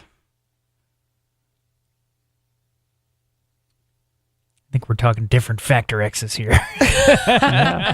Yeah. That'd be hysterical. Let's go to X Factor. Yeah, that's not... all right, I guess that's a talent. Very good. Right. Well, who can validate these claims? Yeah, Well, they're not around. Right. You're going to have to take me at my word. Here's an idea. You tell him no. Yeah. I don't know. Why is this so intriguing?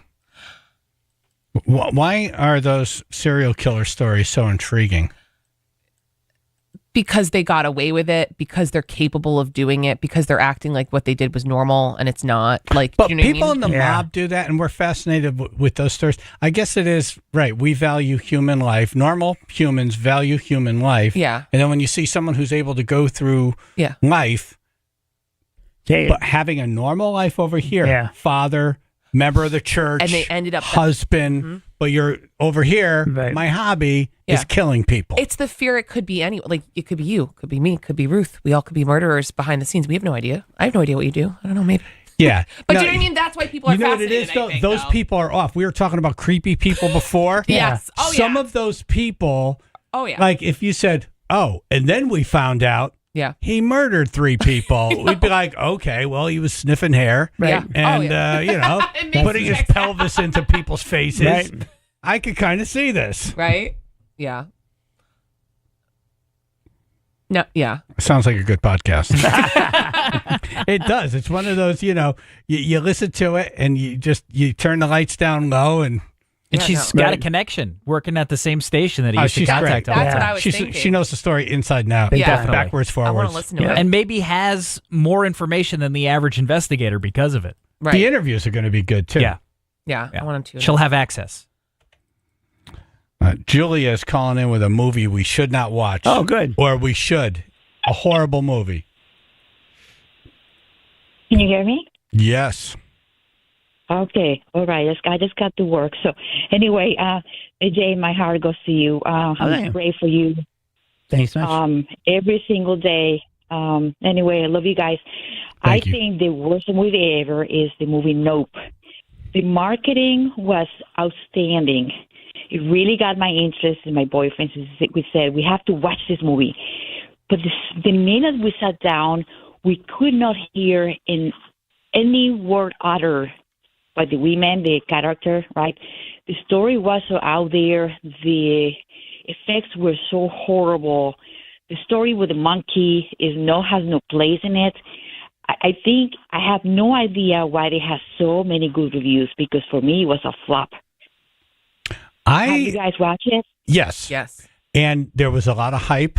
Yeah. And I like the other movie that he made.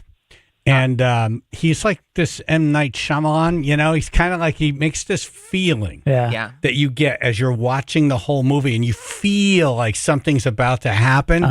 And nothing happened. I was like, what?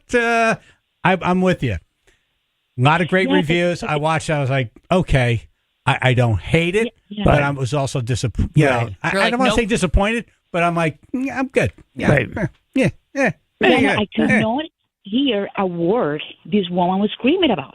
I just could not hear. It was like, I can't believe this movie has a good reviews. Anyway, I just want to share my 5 cents. Love you guys. Thank you. I have listened to you for I don't know how many decades, and always be with you. AJ, love you. Love you all. Have a great week. You too. Thanks so much. Great job. Thank you. Thank you very much. Thank you. Be well. Bye-bye. All right. Dumbass news coming up.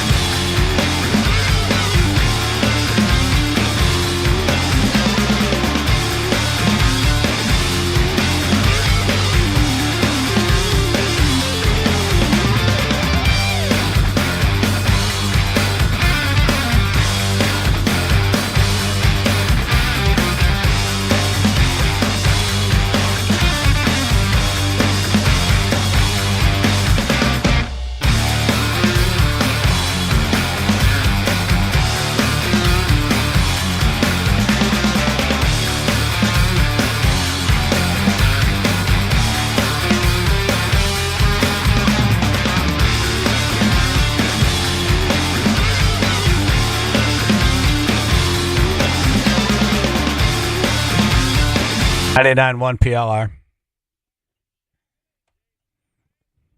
Thank you. Comedian Ayesha May in studio. Hi. Keeping with our creepy Monday theme, I went through the pile to find this story. Yay! Wisconsin man arrested after being caught pleasuring himself at a grocery store. Oh, see? Saving those prices. What is... Stop. These prices are insane. I figure might as well just cover all the creepy stories all at Look once. at the price on Oh, company. my God. Right. Sorry. You know, I'm always like... I have a story similar to this. I love saving Do you money. really? Oh, yeah. Guy worked at Electric Boat. He did it outside of a Dunkin' Donuts. Outside? 11. No, in his car, but next to a Dunkin' Donuts at 11 o'clock in the morning. Everyone loves Dunkin'. Yeah. So sorry. Why? Some people like the thrill. Was he looking for that? Or was it just like, I got to do something because I'm just too wound up? I don't know, but he did it before he went into his second shift of work. I swear to God. And then he went into work, and then he got arrested, but he still went to work that day. And then it was in the news and stuff like that. And then everyone made fun of him at work and all this stuff. And then his boss talked to him. I and all would this not stuff. make fun of that guy. I was just like, I wouldn't make eye contact, but I wouldn't make fun either. Why just dunk one thing? But it's I wouldn't shake his hand either. Right. Or accept any like food or anything. I'm from not him. taking any No, thank you. story, but I was I didn't want your coffee. I didn't want your coffee. Grandma, no. Black. Thank you, black. normal guy my age, but he was a little off, so I could see it happening. I was like, oh, that makes sense. When you heard that, you were like, He's a weirdo. okay. Right. Yeah. You can continue. I'm so sorry. I like this story better. I like local creeps. Yep. Yeah, local creep. Yeah, if anyone remembers, this was like 7 years ago. Electric Boat, second shift engineer. So I need Second to stop. shift is what? 7 to... No, yeah, like 3:30 to Oh, 11. yeah, right, 3. Yeah, that 3 shift change. But yeah, I Okay. should not be announcing this on the air. Well, I you don't know, know. long I don't day. remember his name, so I don't feel as bad. Long day. Yeah, no, we don't say his name. Okay, yeah. It's all alleged. Alleged. Yeah. Yeah, allegedly. I'm going to Google If you're, this if, you're after. on, if you're on break, go How for did it. he get caught? So someone saw this. Yeah, a woman clearly. with her child was walking by because it was in like the article from the news. Yeah. Oh. Yeah. And it was like right down the road from his street too. Like I'm like, you can't just do this at home. But yeah, I think some people get off on the thrill, probably like this man as well. Right. What is your intention? Is it the shock value, or are you just so wound up? Oh, you're so busy. You have to get it done. Don't tell me that. What, he's like multitasking? Like, all right, let me get the donuts. Right. Get the cream He had a filling. whole list of things he Right. was going to do Right. on the way to work. Or no, maybe he was supposed to do it when he was home Right. before he left the house. Yeah, He's maybe. like, damn it. I'm I off knew I time. forgot something. Right. Just right Hold up. on, let me look at my list. Oh God. Or Take care of myself, get some donuts and coffee, go Right. to work. Oh, wait a minute. I forgot to take care of myself. All right, so I'll get the donuts. I'll take care of myself out in the car, Right. and then I'll go to work. Yeah, I guess. No? It says it in the I don't- 2017. Sorry, I'm like, I need to stop. Yeah. All right, read the story, but don't say his name. Right.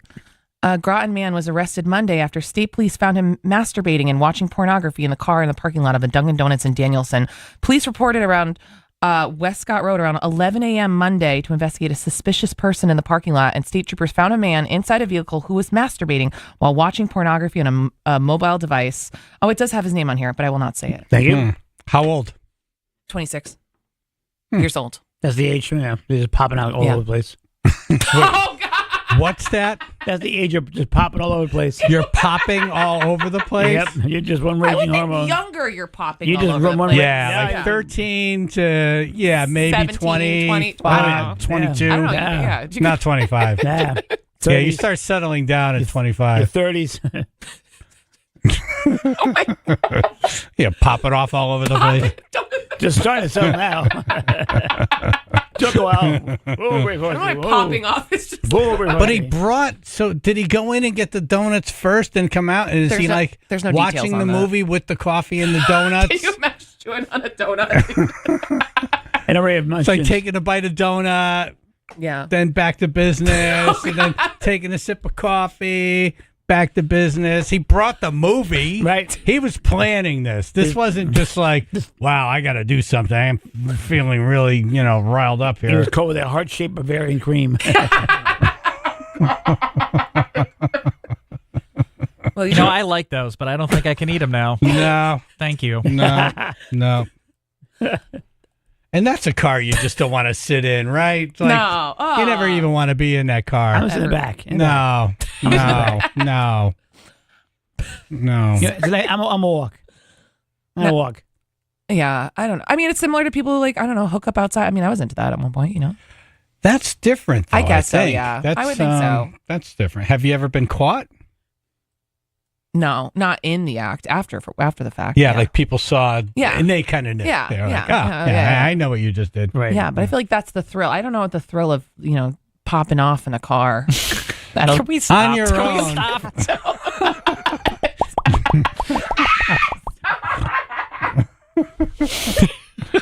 All right, call in your best pop-off story in the car. No. I'm just kidding. No. Sorry, please don't do that. I'm saving that one for tomorrow. So this man did it in a grocery store, though. So, yeah, a little fun. I'm sorry. You're memories. torqued up today. I am. I'm popping off. I'm not, guys. I'm just having a good time. We're good. Once you pop, you can't stop. I love Duncan. I love Duncan too. All right, I just got to go. I do. Yeah, got a job now, guys. Gotta pay the bills. Fine. Very excited for you. Thank Nice you very working. much. I'm excited. I'm very Happy excited. about that. Yes. you. Congratulations. I'm still mad at those people who I know. they didn't do the right thing. They're not. No. They So, lost. but it worked out. Yeah. See, They everything lost. worked out better. Yeah, it did. So thank you guys. All right, we'll see you next Thank week. you. Yes. All right, very Awesome. good. Thank you for the cookies. Yes, Thank you're you. welcome. Yes. Nice enjoy. job. Thank you. Delicious. Yes. All right, no, Delicious. there was no popping off during the No. making of the cookies. They better not have been. Good.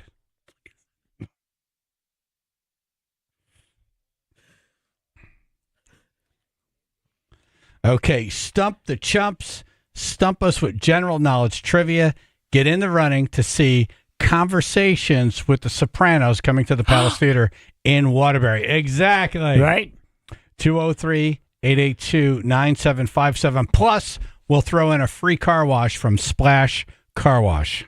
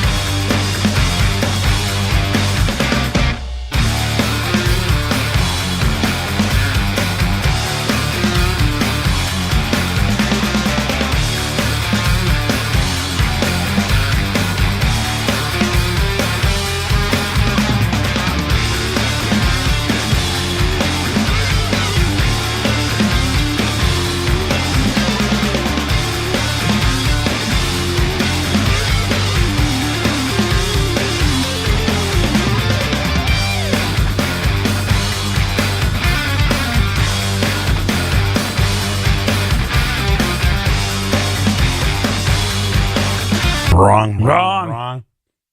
Happy Friday. Here it is. It's general knowledge trivia, 203-882-9757. Tony in Stratford. How's it going? Good. What's your question? So, I have a question about Michelle in Guilford. You got to go faster. Hi. Hello. How many adult bones are in the body? Adult bones. Yep. How many bones are in the human body? 206, I think. Yep, you're right. Look at that, you adult bone boy. Yep, you're correct. Thank you. All right. Yeah. Bye. Got bones popping off everywhere. Jeff in New Haven. Good morning. Morning. Whose assassination was the girl in the polka dot dress an eyewitness to? The polka dot dress. It's JFK. Is that easy, or is it maybe like Martin Luther King or something like that? Yeah, pick one. JFK. JFK. You were close. It was his brother, Robert Kennedy. Ah, okay.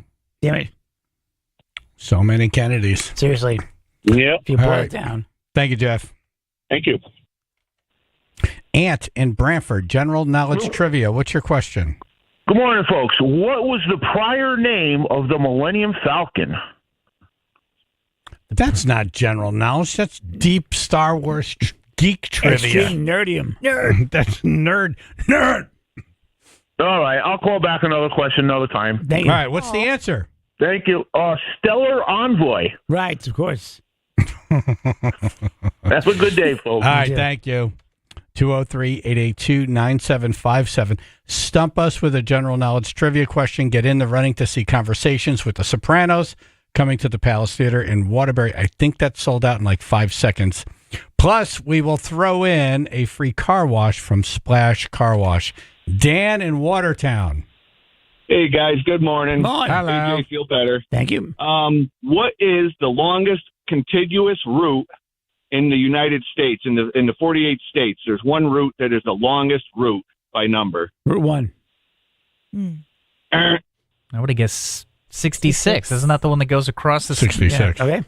That's what I originally thought, too, but it's not. Oh, wow. Any other routes? I'll give you a clue. It goes from Massachusetts to Oregon. Abolition Trail. Didn't help. That doesn't help. Yeah, What is it? No idea. It is Route 20. Would have never guessed it. Goes from, I heard that on another show a couple of years ago, and I had it in the back of my head for this occasion. Gee, and I looked it up, thanks. and it's true. Wow. All right, thank you. You're in the running. All right, be good. All right. Kurt from Milford. Hey, how much did Jimmy Carter sell the Panama Canal for? Every dollar of it. The Panamanian Canal. Wasn't it $1? $1. You are correct. Yay. And also, who sucks? John Limmer. You suck. Mate. Mate. I'm looking for my Panama Canal clip. Panamanian Canal. Yeah. Robert Schmack. This is Robert Schmack, and I'm broadcasting live from the Panamanian Canal. That's me blowing bubbles. Yeah, hold on. I hope that's what that was. Hello, and this is Robert Smuck in the middle of the Panamanian Canal. My friend died in this canal. That's why I am doing this story. Also, at least 1,500 Panamanians died as they were trying to save my friend that was also sinking in a boat just like I am. You look sunburned. So, So this is... I'm like 11, okay? And you have to kind of know what I don't set it up properly. Yeah. There's a whole news story about a bunch of Panamanians drowning. And obviously, a reporter also died. Right. We didn't even get that story. Right. Well, that was my friend who did a bit similar to that. Right. I like that you pronounce every word letter in smock. This is Schmuck. Robert Smock. All right, general knowledge trivia, 203-882-9757. Tommy on the road. Hey, how you doing today, guys? Hello. Oh, okay. My question is, a chef's hat, known as a toque, has a certain amount of folds in it. What does that stand for? Oh, man. Truth. What was the We've question? had this. The chef hat has a certain amount of folds in it, and it stands for something. Oh, it's like 100 different ways to cook an egg or something like that. You got it. Nice. You got it, guy. I didn't know if that was the exact number. Get better. Much love and prayers going to you. Thank you, sir. Thank you, Tommy. Jay in Stratford. What is the Connecticut state flower? Mountain laurel? Stinkweed. Got it. You got it. Nice. Stinkweed.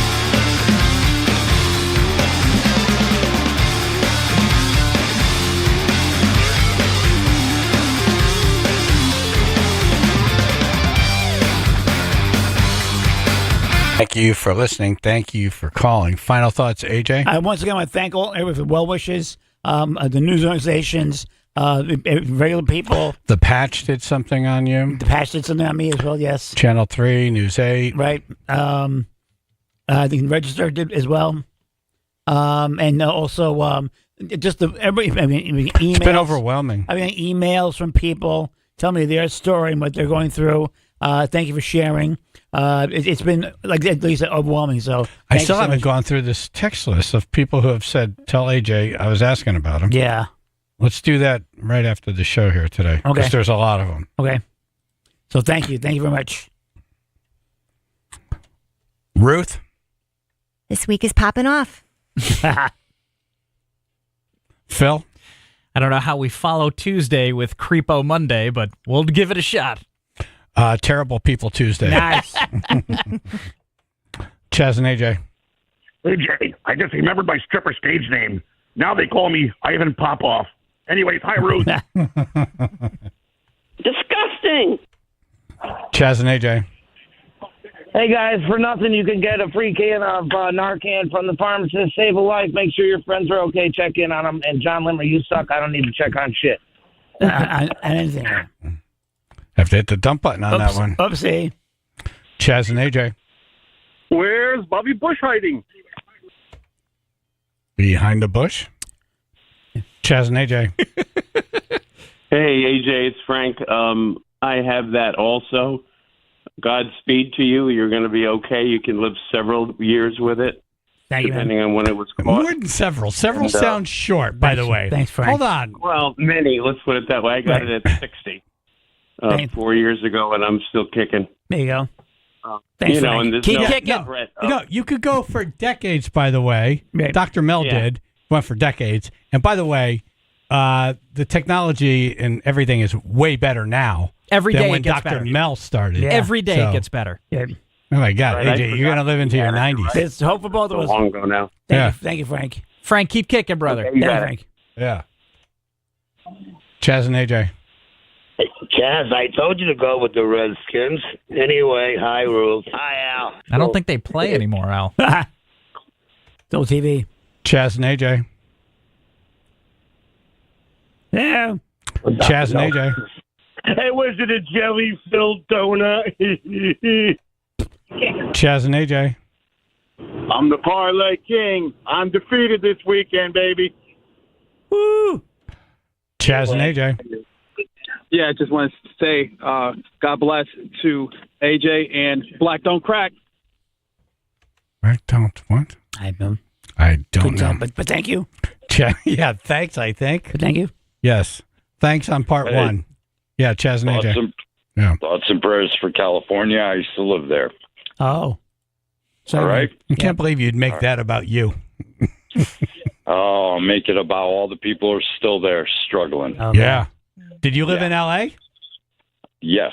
Okay. Pasadena, 3 minutes away from the Rose Bowl Aquatic Center. Oh, boy. I worked there. All right. Thank you, Derek. Chaz and AJ. Hey, AJ, tough taillights. I am. And tough tail. Chaz and AJ. I got a case of the pop-offs. Oh, look out. Stay away from me. Stay then. aside then. Chaz and AJ. Hey, I won the Soprano tickets. Thanks, guys. Yay. Appreciate it. Congratulations. My wife is so psyched. Joe Biden.